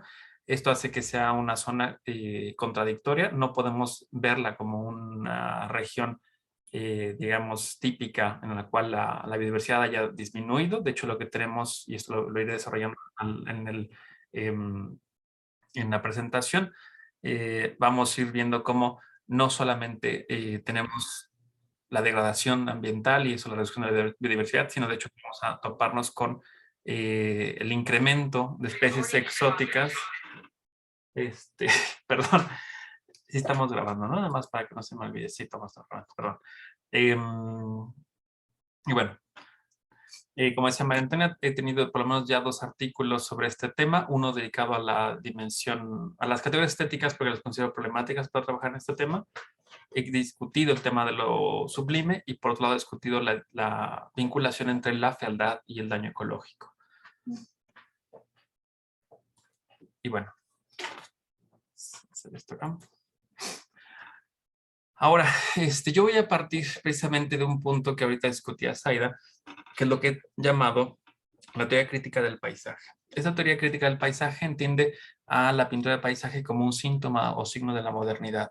Entiende que la representación de la naturaleza o de un fragmento de la tierra es el producto de una visión hegemónica objetivista sobre la tierra y la naturaleza y que utiliza lo estético como puente para vincular la subjetividad y la objetividad. Uno de los teóricos que me parece más robustos en este tema es Joachim Berreita, que es un alumno de Heidegger, y con este texto del paisaje que está en el libro de subjetividad, continuará casi la discusión, digamos, yo siento que continúa la discusión de Heidegger de la época de la imagen del mundo. Ahora, en un sentido un poco más, menos hegeliano, menos heideggeriano, tenemos a un autor que es un poco más ligero, que es Mitchell, que continúa con esta teoría crítica del paisaje. Está en el artículo del paisaje imperial de Mitchell en el libro de Landscape and Power. Y aquí nos dice, por un lado, que la representación de la naturaleza en términos paisajísticos puede ser emparentada o puesta en relación con el desarrollo del imperialismo europeo en particular y quizá con todo imperialismo en general, la medida en que implica la mirada siempre desde arriba de control de territorio. Esa es una de sus tesis iniciales, y la segunda sería que como medio artístico el paisaje así se ha agotado.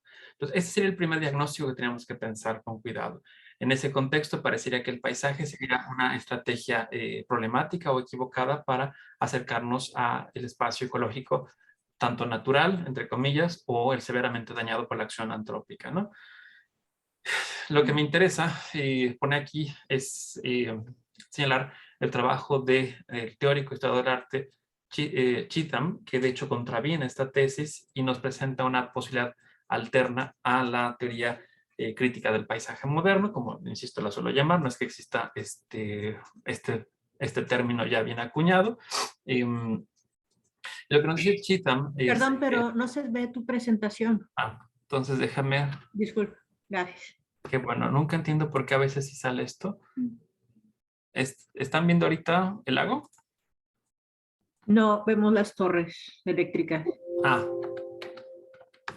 A ver, de nuevo me choca que esto siempre me pasa. Vamos a ver.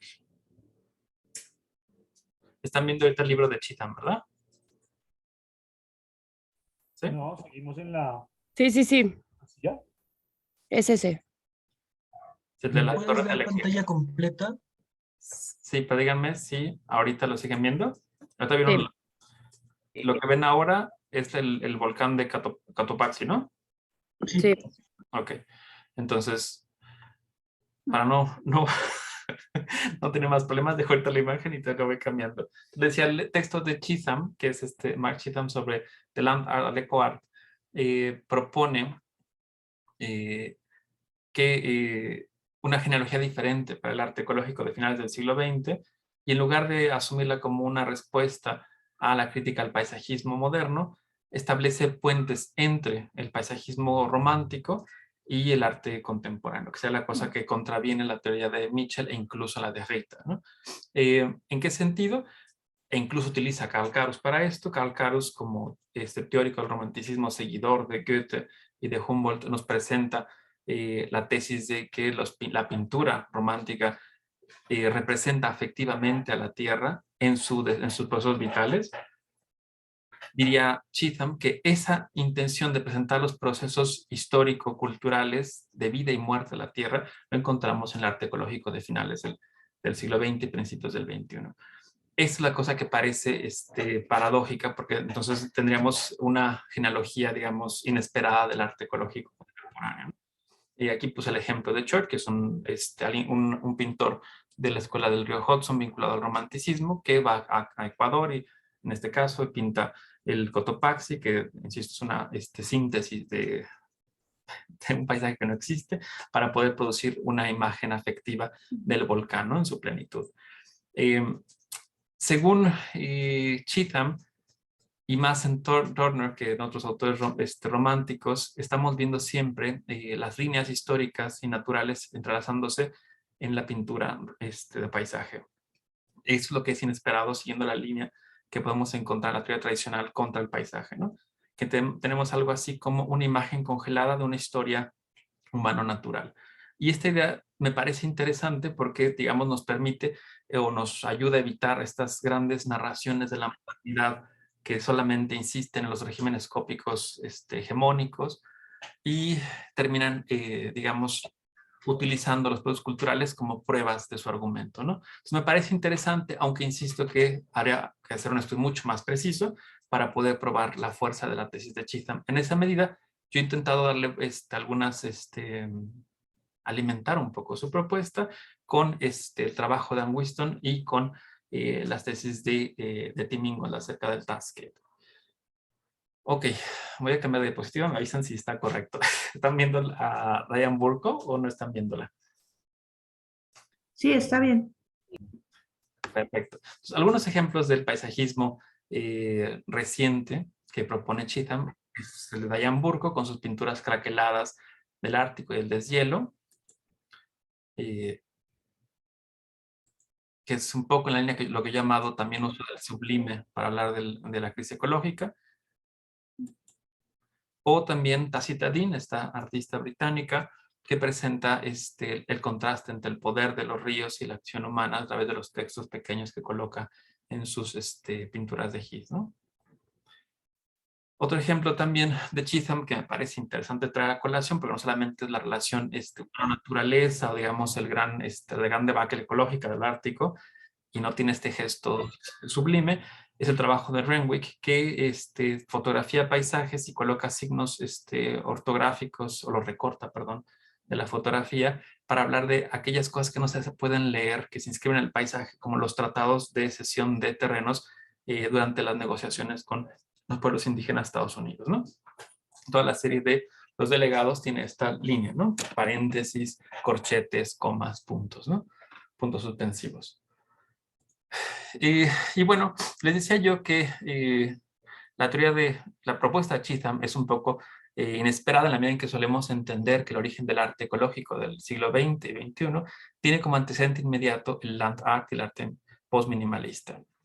En esa medida, y bueno, pues sabemos muy bien las críticas severas que se le han hecho al land art por ser antiecológico o carente de dimensión ecológica, en la medida en que al ocupar a la tierra como el medio expresivo, termina realizando gestos que se han llamado masculinistas, podemos decir como patriarcales en la tierra, al solamente hacer perforaciones independientemente de lo que esto implique, ¿no? El caso más clásico es el de Heiser con doble negativo, ¿no?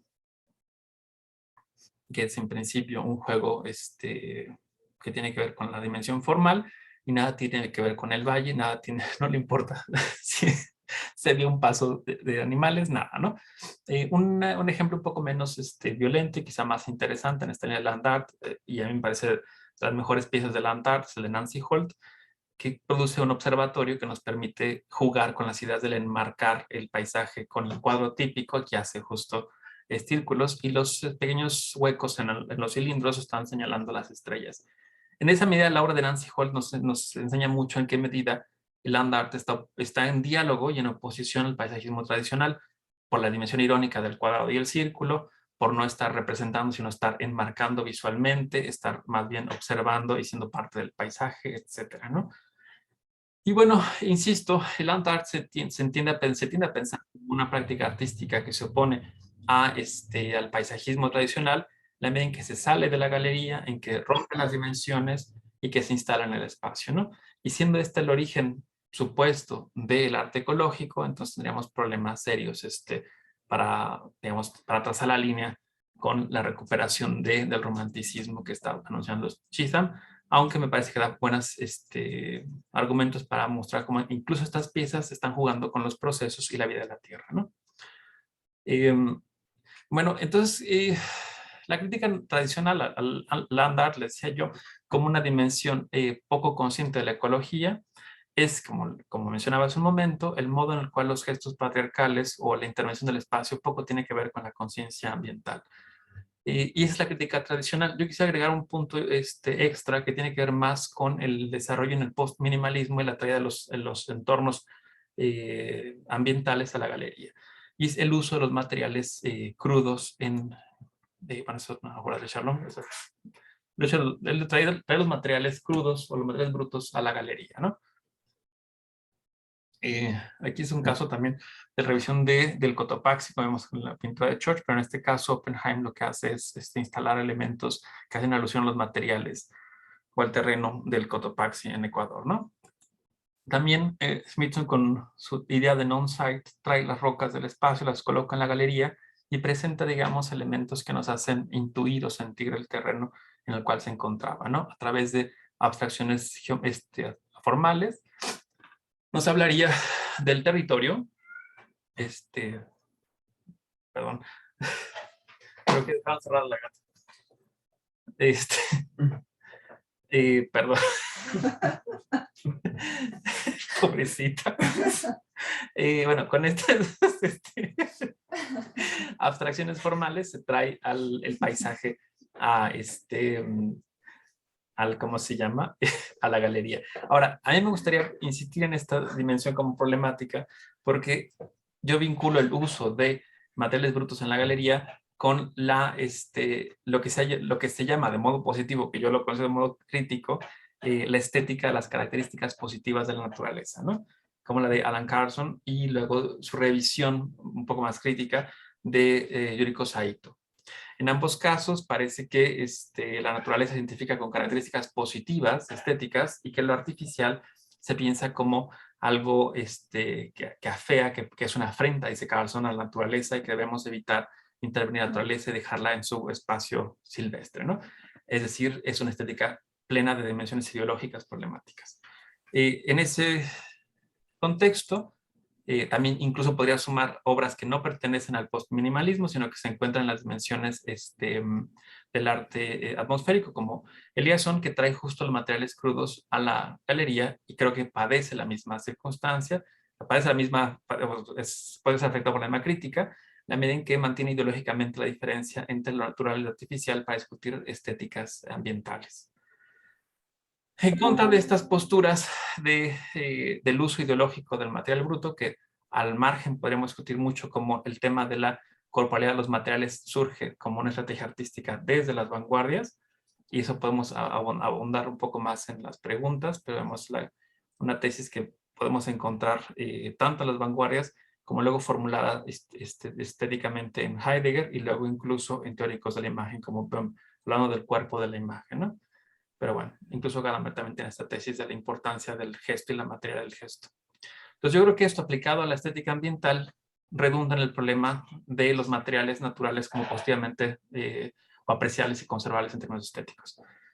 En contraposición a estas imágenes del uso de material, yo preferiría pensar en lo que he llamado ahora, tentativamente, como cuirificación de los materiales naturales. Y tengo un par de ejemplos de artistas mexicanos y uno norteamericano que podrían servir para explicar mi tesis, ¿no? Por un lado está la fotografía de Alex Dorfman, quien ocupa, en este caso, por ejemplo, el plástico, para hacer visible un elemento no comprensible en el paisaje, en la imagen, que sería el viento. Y es una composición entre naturaleza y artificialidad la que interesa en la dimensión estética, ¿no? Además de sus estudios formales y comparaciones materiales y de texturas que tenemos en otros juegos como las series fotográficas como esta que está acá, ¿no? It's almost real, isn't it? Y bueno, el ejemplo de Dorfman nos hace pensar cómo es que no tenemos una disociación estética de los materiales artificiales y naturales, ¿no? Un ejemplo un poco más claro de esto de la purificación puede ser Rendón, que en principio estaba estudiando cómo es que el paisaje no puede ser representado en una imagen y que tiene que ser estudiado en sus dimensiones sociales y representando los objetos así colocados en bruto. Y a diferencia de esto tenemos sus collages recientes en los cuales subierte los materiales naturales, como en este caso los minerales, y los hace vincularse con dimensiones eróticas. Y esto me interesaría señalarlo con claridad. El vínculo cultura-naturaleza no está colocado dentro de las culturas de discursos hegemónicos, sino que justo tiene que ver con contraculturas o disidencias sexuales, ¿no? Un tercer ejemplo es Carlos Iván Hernández. Tenemos acá tanto el escrotum humanum, que es una reproducción del primer fósil de dinosaurios, que es un fémur, que es un fósil perdido, pero que lo identificaron como los testículos de un gigante. Y bueno, esto es colocado en una galería actual dentro de un discurso homoerótico, tiene un sentido muy diferente, ¿no? Así como sus trabajos de petroglifos, en los cuales juega con las distintas capas humanas dejadas en la tierra, ¿no? Tanto el graffiti como la pintura rupestre, ¿no? En la piedra.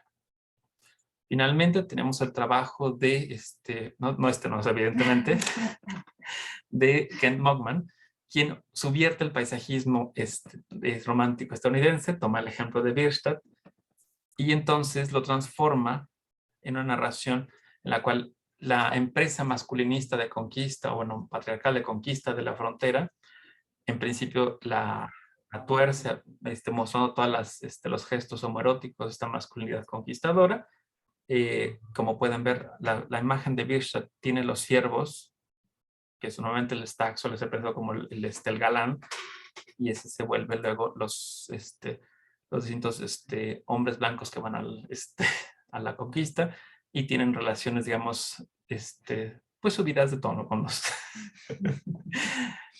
con los habitantes. Y además la inclusión, este es su alter ego de Kent Mogman, que pertenece a la idea de los dos espíritus, que es justo los elementos borrados dentro de las mitologías de masculino conquistando lo femenino, que justo están atravesando toda la trama de la conquista del oeste y las narrativas de la conservación de la naturaleza, ¿no? Donde queda justo los otros cuerpos y las otras identidades, ¿no? Borrados de esta narrativa, ¿no?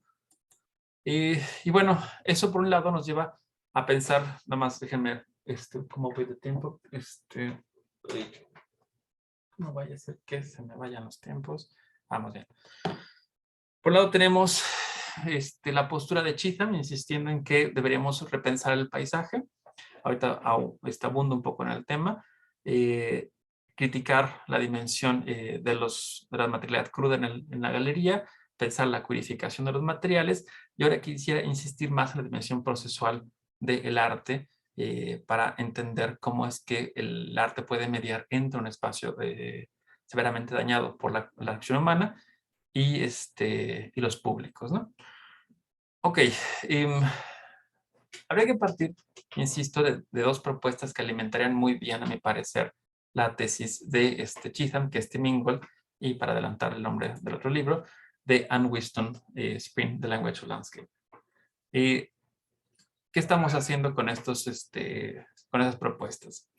Me parece que, a diferencia de la teoría crítica del paisaje, que insiste en que el paisaje es un producto, digamos, una medición estética para reconciliar lo subjetivo y lo objetivo, yo insistiría que esa narrativa ha olvidado varias dimensiones que intervienen en la apreciación del paisaje pintado.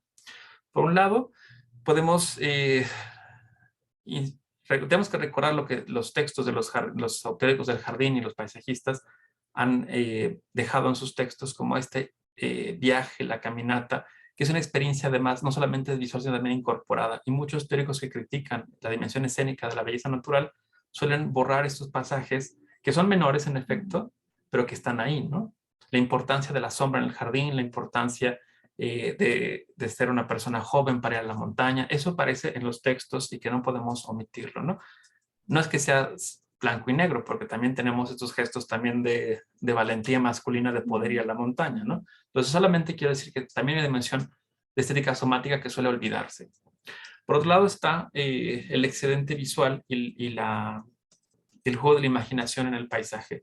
Y esto lo podemos ver justo en Joseph Addison, que es de los primeros estetas del paisaje y del jardín, y cómo es que al mirar el paisaje, y tener un paisaje, y esto está en los tratados incluso renacentistas, uno tiene un pedazo de mundo y tiene un paseo con los ojos, en efecto, y se imagina estando en el lugar y fantaseando en las nubes, y aquí la mirada no solamente es una dimensión distanciadora, sino que es la parte que nos invita a estar en el lugar, ¿no? Entonces yo creo que son torsiones pequeñas de tornillos, pero creo que es importante no olvidarlas, ¿no? Ahora, a eso quiero agregar la tesis del taskscape de Tim Ingold, ¿no? Tim Ingold afirma que el paisaje debería ser entendido no como una representación muerta, fría o distante de la realidad, sino como la concreción, una imagen congelada de los procesos y las acciones interespecie, ¿no?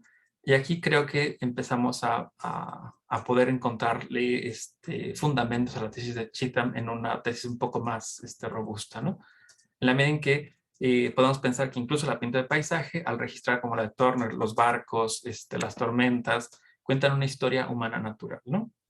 Y claro que la imagen sería un recurso que puede resultar pobre frente a otras estrategias, pero ahí está colocado, ¿no? Y bueno, en esa medida nos abre el trabajo de Tim Ingold a una poética del paisaje mucho más compleja y menos reducida a las tesis modernas sobre la representación natural. Luego, el texto de The Language of Landscape de Anne Whiston es un texto con el cual tengo problemas, porque me parece un texto hermoso, pero tengo muchas objeciones que hacerle. Whiston asume que el paisaje debe ser entendido desde el paradigma de la lectura. Entonces uno tiene que leer el paisaje y entender las historias múltiples que están en el paisaje. Y es muy sugerente. Cada árbol, cada roca, cada raíz que sale por la banqueta tiene una historia y tenemos que aprender a leerlas. Y hay un conocimiento social sobre el tema que debe ser recuperado para poder entender a fondo lo que ocurre y luego proponer proyectos arquitectónicos, ¿no? La postura de Whiston es, al principio, hacer un mapa desde el conocimiento que la gente tiene, que se puede tener científicamente, para luego intervenir. Entonces, no sorprendernos de por qué hay inundaciones, de por qué se mueren los árboles, etcétera, ¿no? Esta tesis me parece muy afortunada en la medida en que nos hace pensar no la naturaleza como un espacio, justo como ahorita nos presentaba de modo bastante más preciso conceptualmente Zaida, como un espacio a diseñar vacío, sino como un entramado de relaciones, ¿no? Ahora, el problema que tiene Whiston es que establece una jerarquía entre los significados que están vinculados a las cualidades inherentes de la naturaleza y otras que son superpuestas culturalmente, ¿no? Aquí yo creo que el texto se beneficiaría mucho al pensar los modos en los cuales ocurren inferencias o imágenes, otros recursos metafóricos, etcétera. Pero les recomiendo revisar el texto porque es muy lindo y es muy sugerente. Y los estudios de los casos de cómo se narran los complejos relaciones sociales y naturales enriquece mucho la imagen de cómo se puede tratar el paisaje, ¿no? Y bueno, diría yo que dicho justo, lo recogido en las tesis de Ingold y Chisholm, Ingold y Whiston, nos abrimos a la discusión sobre cómo es que el paisaje puede ser pensado en una dimensión procesual y con prácticas artísticas orientadas a la investigación, que es lo que a mí me interesa en particular. Les decía yo, pasé por el episodio de criticar la material bruta justo porque los teóricos que se oponen a las prácticas artísticas con investigación, como Vilar, han señalado la importancia de mantener la pieza como un objeto que se resiste al pensamiento, al discurso, que nos muestra, digamos, una dimensión material no homologable con el pensamiento. Esta tesis está colocada de la mano con Heidegger, les decía, e incluso con Adorno. Pero contra lo que dice Vilar, yo creo que aquí hay que insistir en la importancia de mostrar la complejidad multiespecie en la cual un problema ecológico ocurre, ¿no? Y no solamente terminar con una sacralización de los materiales. Y bueno, hay muchos proyectos artísticos, de algunos he hablado ya en otras presentaciones y que no los traje a colación. Podemos hablar de Herbig Tour, podemos hablar de Balangi y su hotel de insectos para que se reproduzcan, con Hull y sus perchas para las aves de presa, para que puedan, no se electrocuten en los cables, etcétera, ¿no? Intervenciones que entienden los procesos de las especies y los fomentan, ¿no? Un caso que de hecho encontré hace muy poco, que es afín a una investigación que hicimos en la segunda Bienal de la UNAM, es el de María Teresa Alves, esta artista brasileña. Ha hecho investigaciones en los puertos, sobre todo de Europa, las semillas que se encuentran en los ¿cómo se llaman? En las cascajos que ocupan los barcos para nivelarse. En ese cascajo hay semillas y cuando los desechan en los puertos crecen plantas y entonces tenemos un mapa comercial, ya casi termino, un mapa comercial de, de relaciones entre especies, ¿no? Ok, y esto nos lleva justo a un trabajo que llevamos en la Bienal, que estudió el lago y procuró entender el modo complejo en el cual teníamos perdón, se me trabó esto. Tenemos tanto la tierra de construcción que contiene semillas, la idea es que crecían las distintas especies exóticas que viven en el lago, en el museo, y la banca era justo para revivir los diálogos que teníamos en los paseos en el lago de Guadalupe, que era con los vecinos para entender cómo viven el espacio y explicarles algunos problemas que quizás escapaban, porque teníamos a un biólogo, que es Carlos Sánchez, que nos explicó justo las especies donde venían ese tipo de cosas. Y ya me corto el tiempo porque ya tenemos, ya estoy sobre mi media hora. Entonces, con esto termino y pues agradezco mucho su atención y pues entonces, pues bueno, abrimos la mesa para las preguntas, ¿no? Muchas gracias, Sebastián, por tu presentación. Se ve una investigación de largo aliento, tratar de sacar los hilos conductores y reflexionar sobre las amplísimas maneras de representar los paisajes, atendiendo a culturas y temporalidades distintas, es decir, a comprensiones y experiencias diferentes del entorno. Pero yo me callo y le doy la palabra al público. Les pediría que por favor levantaran la mano de manera virtual con la aplicación esta y entonces yo les voy cediendo la palabra. También a las participantes en la mesa entre sí, si quieren hacerse preguntas o insultarse o lo que sea.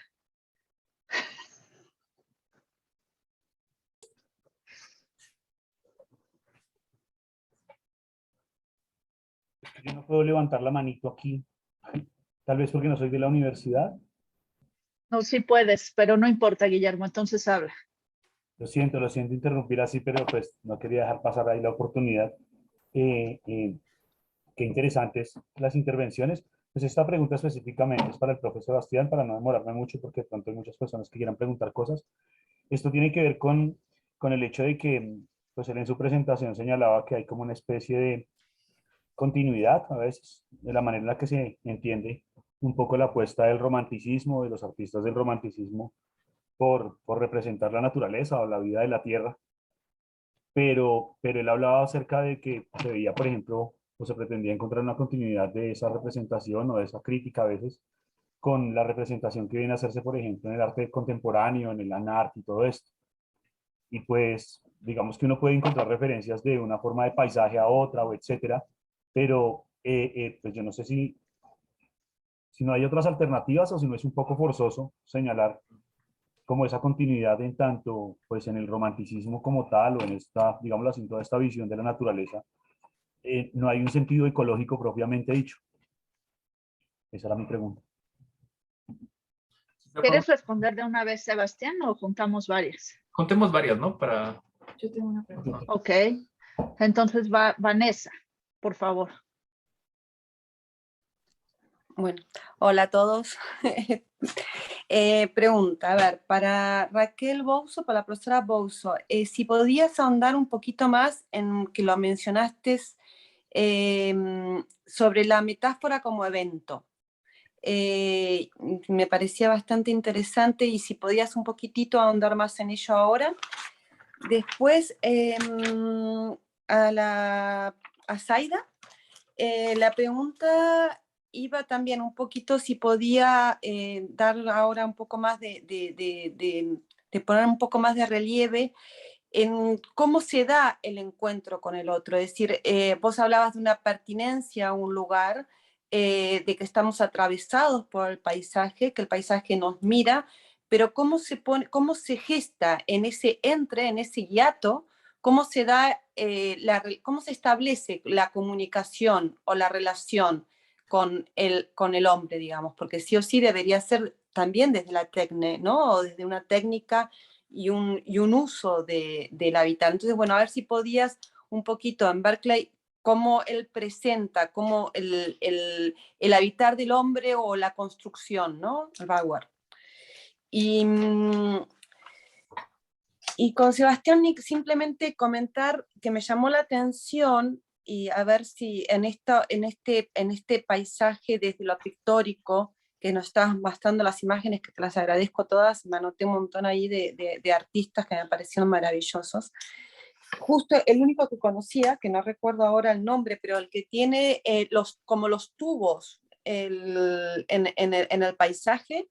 Entonces me pareció un poco interesante la relación que se establecía desde ese lugar, donde ahí es justamente pensando en el texto de Heidegger, el arte y el espacio, que es la cosa la que hace el lugar y abre el espacio, en este caso un espacio paisajístico, en contraposición, no en un enfrentamiento, sino en la relación de diferencia con justamente cuando se hablaba Raquel Bouso también del paisaje japonés, donde es el propio contorno de la naturaleza, la propia naturaleza la que hace de contorno, es decir, habría como una limitación en el paisaje que nos trajo Raquel, donde el paisaje emerge desde los contornos, en un caso por los contornos naturales, y en otro caso es el objeto el que hace el paisaje, ¿no? Pensándolo en torno a el arte y el espacio en Heidegger.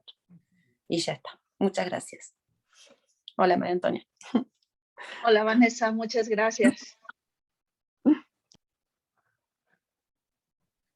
Supongo que te conozco, ¿verdad, Vanessa? Porque me saludaste. Pero sí, bueno. Esta es la del libro. Ah, ok. Ay, nos debemos unos correos, Vanessa. Es que te dejaste crecer el pelo, no te reconocí nada. Bueno, luego chismeamos. ¿Alguna otra intervención? Zaida, sí, por favor. Sí, gracias. Bueno, es una cosa muy breve, un comentario y una pregunta. El comentario tiene que ver con lo interesante que resulta que esté Sebastián, es para Sebastián, rescatando esta otra lectura de la genealogía del paisaje. No conozco la fuente que ha citado de Chitán, me gustaría conocerla, pero también, bueno, sin conocerla, ¿no? Antes de tener el gusto, por lo que has mencionado, sí me parece valiosa, me parece interesante, pero me pregunto hasta qué punto se podría sostener esa otra lectura de la genealogía, otra propuesta genealógica del paisaje, ¿no? ¿Con qué fines? Y bueno, ¿con qué fines en general? ¿Con qué fines para tu investigación también? Eso me gustaría escuchar. Y también me gustaría saber si no hay como una revisión crítica también. O sea, está bien intentar otra genealogía, pero unas cosas como que no podrían ser soslayadas, ¿no? Solamente por el interés del argumento, ¿no? Están también cosas, por ejemplo, has aludido a este pintor, a Church, la historia de su presencia en América Latina para pintarla es también muy cuestionable, ¿no? O sea, ¿qué hace un gringo en pleno contexto del Destino Manifiesto, ¿no? En América Latina, pintando, subiéndose a montañas, yendo a un montón de lugares en América Latina, ¿no? Por ejemplo, ¿qué hace Humboldt en América en su momento, ¿no? O sea, bueno, Humboldt como otra vía, ¿no? De la representación de la naturaleza. Bueno, esas eran mis preguntas. Gracias. Gracias, Aida. Ahora va esta persona de un paisaje. Es un paisaje, no sé. David Peralta, por favor. Gracias. Voy a prender mi cámara. Sí. Hola, ¿qué tal? Buenos días a todas y todos. Mi participación más bien es pues creo que es una objeción un poco hacia solo una parte de la participación de la doctora Zaida Olvera a partir de un punto de lo que el maestro Sebastián Lomelí ha llamado nuestra discusión interminable. Pienso que si reconstruyésemos el pensamiento de Kant respecto del problema de la espacialidad frente a la temporalidad exclusivamente desde los términos de la crítica de la razón pura, puede hacernos caer en el riesgo de no aprovechar la herramienta filosófica de la cual nos podemos valer para pensar nuestra relación con la naturaleza, como para criticar nuestras representaciones en torno de ella. Es cierto que en la crítica de la razón pura, la naturaleza es pensada como la totalidad de las leyes que de modo a priori podemos estructurar a partir de los modos condicionados en cómo podemos nosotros los seres humanos, desde nuestras solas capacidades humanas, pensar los objetos desde esa perspectiva.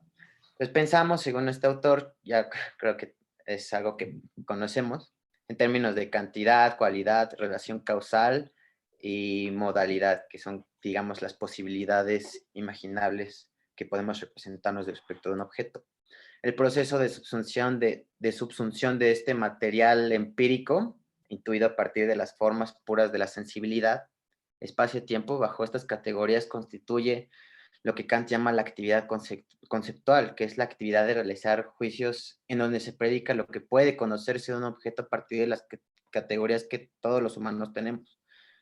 En este sentido es como decimos que el mundo constituye en la crítica de la razón pura la totalidad de lo que podemos articular a partir de nuestras categorías, como modo de enunciación de las leyes por las cuales los fenómenos ocurren en la manera en cómo lo hacen, ¿no? Es que estamos hablando exclusivamente de un uso cognitivo de estas leyes hacia un uso humano. La actividad que los fenómenos dispongan para sí nos queda totalmente vedada desde este punto de vista. Es más, ni siquiera podemos decir si hay en ellos o no una interioridad al margen de nuestra percepción desde estas solas facultades, que es la manera de Kant de expresar el problema en Descartes. La sensibilidad sola no me dice si esas figuras que veo afuera son hombres o bien son autómatas. Pero digamos, el mismo punto quería pensar un mundo guión totalidad como un conjunto cuya verdad concierne exclusivamente la actividad cognitiva, es algo que Kant mismo autocriticará en otra obra, que es la obra que se refiere a la crítica de la actividad imaginativa. Perdón, Digamos, David, ¿puedes resumir un poquito? Porque no nos queda mucho tiempo, hay otra participación y tienen que responder las tres participantes, por favor. Sí, claro, solamente que para señalar aquí en crítica del discernimiento respecto al problema que no podemos explicar con nuestras facultades cognitivas fines que no son los nuestros, pues aquí va a haber una especie de estudio en torno a cómo se da la causalidad libre de lo vivo. En esta obra ya no vamos a pensar en objetos, sino en precisamente seres vivos y en todos los, pues sí, digamos, las cosas que con ellos van aparejadas como dentro de su actividad orgánica. Y pienso que estas reflexiones en torno a la causalidad libre conciernen también en cómo podemos nosotros modificar el espacio de manera, pues sí, libre y con respecto a los, sí, digamos, poniendo la vida como el máximo ideal que pueda tener la razón, que es como lo expresa este autor. Entonces sí, en un resumen, ese es el punto que quisiera objetar. Gracias por la clase de Kant, David. Tiene la palabra César Octavio. Muy brevemente, por favor, es la última participación. Ok, hola a todos y a todas. Hola Raquel. Va para Raquel la pregunta. El paisaje prestado habría que considerarlo a la hora de construir el espacio público en tanto una relacionalidad en sus implicaciones políticas, jurídicas, sociales y urbanistas. Esa es la pregunta concreta. Muchas gracias, César Octavio Cortés Velázquez. Yo creo que con estas participaciones cerramos y les doy la palabra, si quieren, en el mismo orden de presentación. Primero Raquel, después Zaida, después Sebastián. Y también si quieren comentarse entre ustedes, por favor. Vale, pues empiezo entonces. Muchas gracias por la palabra. Brevemente, gracias también por las presentaciones de mis colegas, que han sido las dos realmente muy interesantes, tanto el pensamiento de Berg, que es muy sugerente, y me parece la idea de pensar las cosas o la ontología cósica, ¿no? Desde más allá de la relación con nosotros, creo que está muy en la línea también de lo que proponen algunos autores, ¿no? De la Escuela de Kioto, y creo que daría mucho de sí más allá de Batsuji, explorar esta relación entre la filosofía japonesa y la obra de Berg, y esta posible ontología. Y también, bueno, en cuanto a Sebastián, me ha parecido también fascinante ir más allá de la teoría crítica del paisaje para poder ver emerger otros elementos, ¿no? Que a veces están pues de manera marginal perdiendo protagonismo que creo que merecen. Voy a las dos preguntas, porque creo que estamos muy mal de tiempo. La primera sobre la metáfora. Muy brevemente me parecía sugerente, más allá de cómo se ha entendido la metáfora, por ejemplo, Heidegger o Derrida, que critican este valor metafísico, ¿no? del pensar metafórico, o el valor heurístico que le concede, por ejemplo, Blumenberg. Me parece sugerente la idea de Ricoeur, como la metáfora incrementa nuestra capacidad cognitiva o se puede incrementar, ¿no? El conocimiento que genera a partir del sentido, el sentido que le atribuimos repetidamente a un uso de una metáfora en particular, pero también aumenta esta capacidad cognitiva gracias a esta característica del evento, ¿no? Lo que él dice cuando se aumenta o se magnifica el estatuto del evento en la metáfora, porque se aplica o se amplía el sentido de esa metáfora a un contexto nuevo. O sea, responde a esa capacidad de apertura del lenguaje para, en el caso concreto que yo proponía, más allá de la mera aplicación de Shakey al paisaje o al diseño de los paisajes o a la arquitectura moderna, ampliar de forma creativa el uso de esa palabra con este valor metafórico para que comprendamos también una actitud, una relación con la naturaleza. Y ahí voy a la segunda pregunta que hacía César Octavio. Sí, efectivamente, me parece que sirve para pensar el espacio público, porque más allá de estas construcciones, ¿no? De estas casas individuales diseñadas por arquitectos que ya van un poco en esa línea, ¿no? De diluir la frontera entre lo público y lo privado, porque de alguna forma el espacio externo siempre penetra en el interior y el interior se deja ver desde el exterior. Más allá de eso, yo proponía ampliarlo al urbanismo, ¿no? A la concepción de estas llamadas ciudades sostenibles, como por ejemplo en Barcelona ahora hay experiencias de este tipo, pero me imagino que en muchas otras ciudades de generar más zonas verdes o espacios menos fijos, sino que sean polivalentes para fomentar la relación entre los vecinos con su barrio, o más allá de la tradicional plaza pública, crear estos espacios de interconexión, ¿no? Y implica redistribuir todo el espacio público, repensar el urbanismo, pero también aplicar esas estrategias clave ecológica. Por eso me parece que hay una cierta continuidad, ¿no?, entre la idea del diseño del paisaje, diseño arquitectónico y también rediseño o reconfiguración de las ciudades. Lo dejo ahí porque daría para más y creo que quiero monopolizar el tiempo.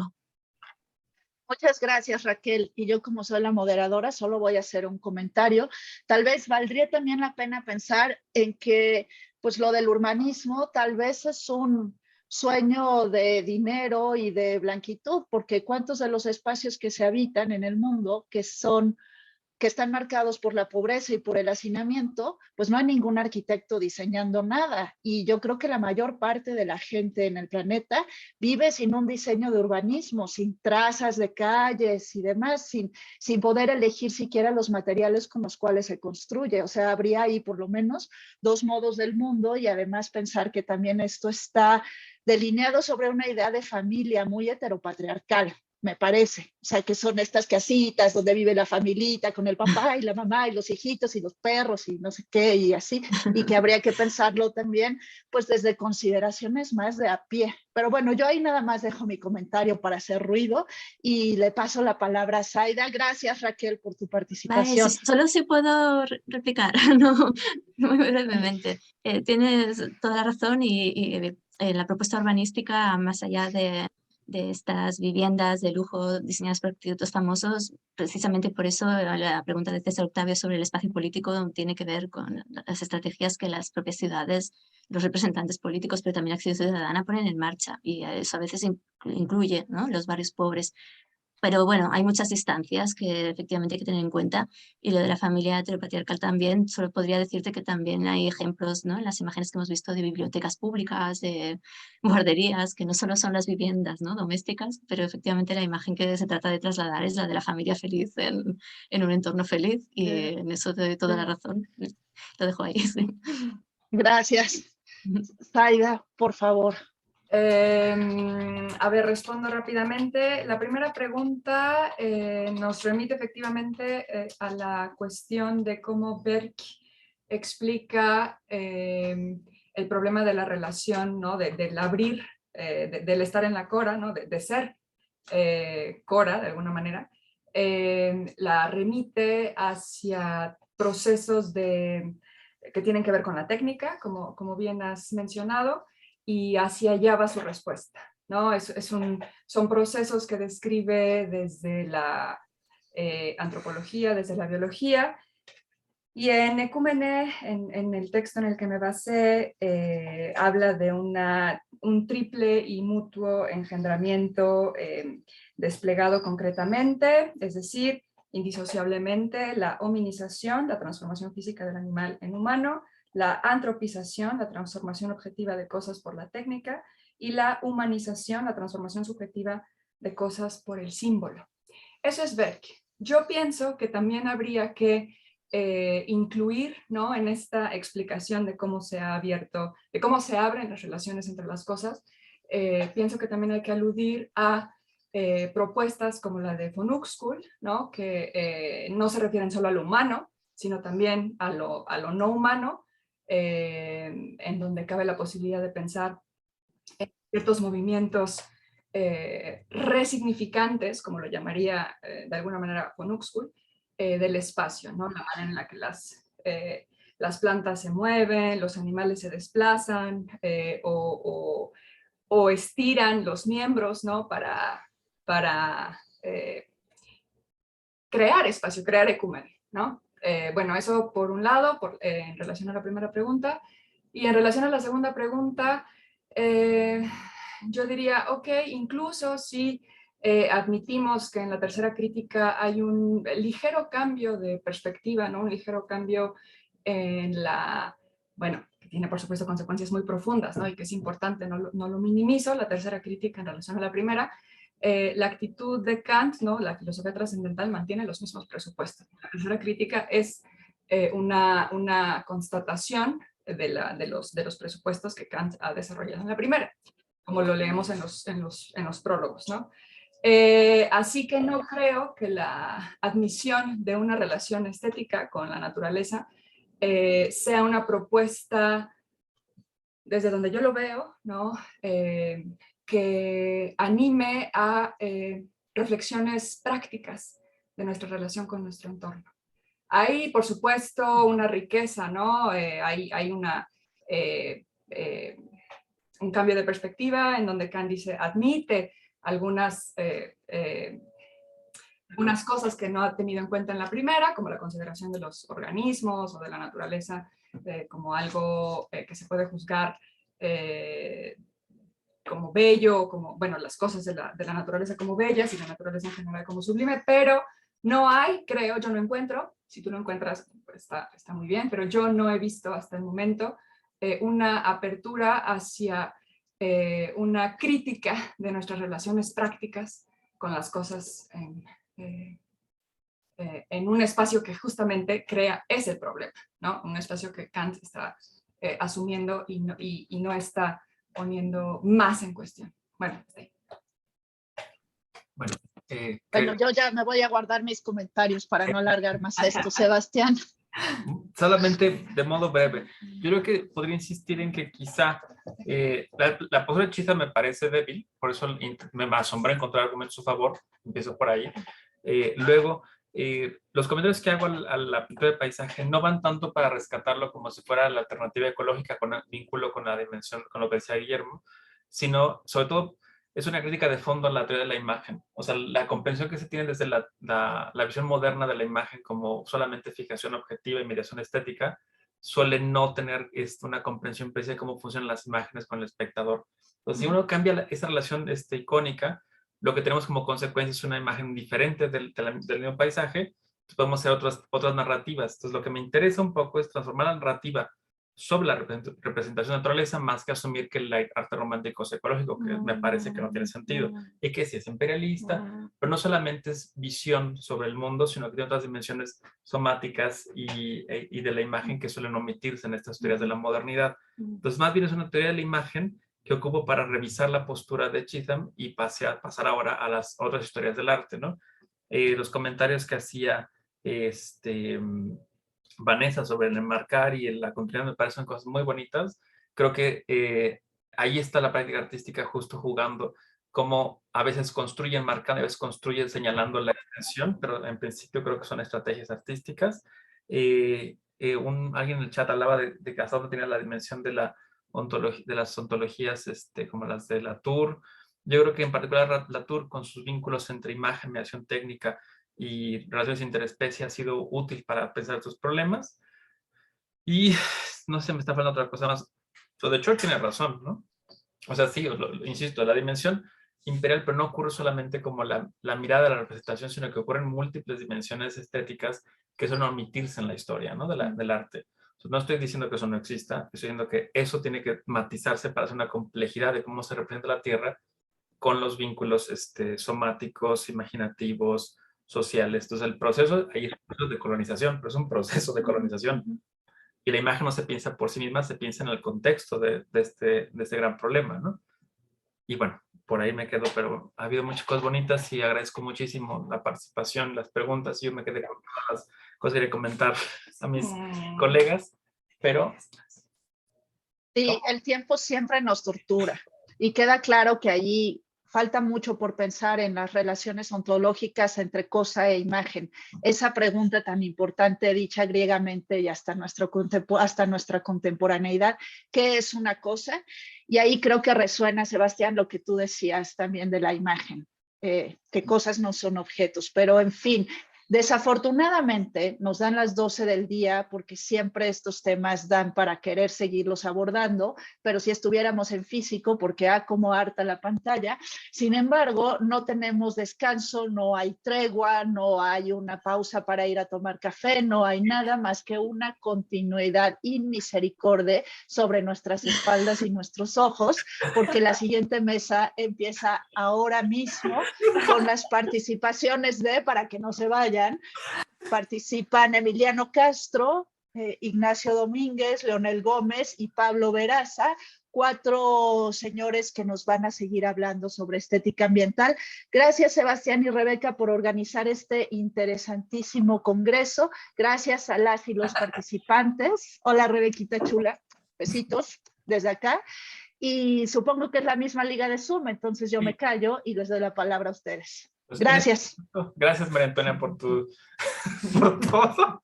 Por los ánimos Por que todo, nos das, por regaño, Voy a poner pausa a la grabación y ahorita vamos a reiniciarla con la siguiente mesa y la vamos a dar ahorita a Sandra, que está en la otra habitación de este departamento.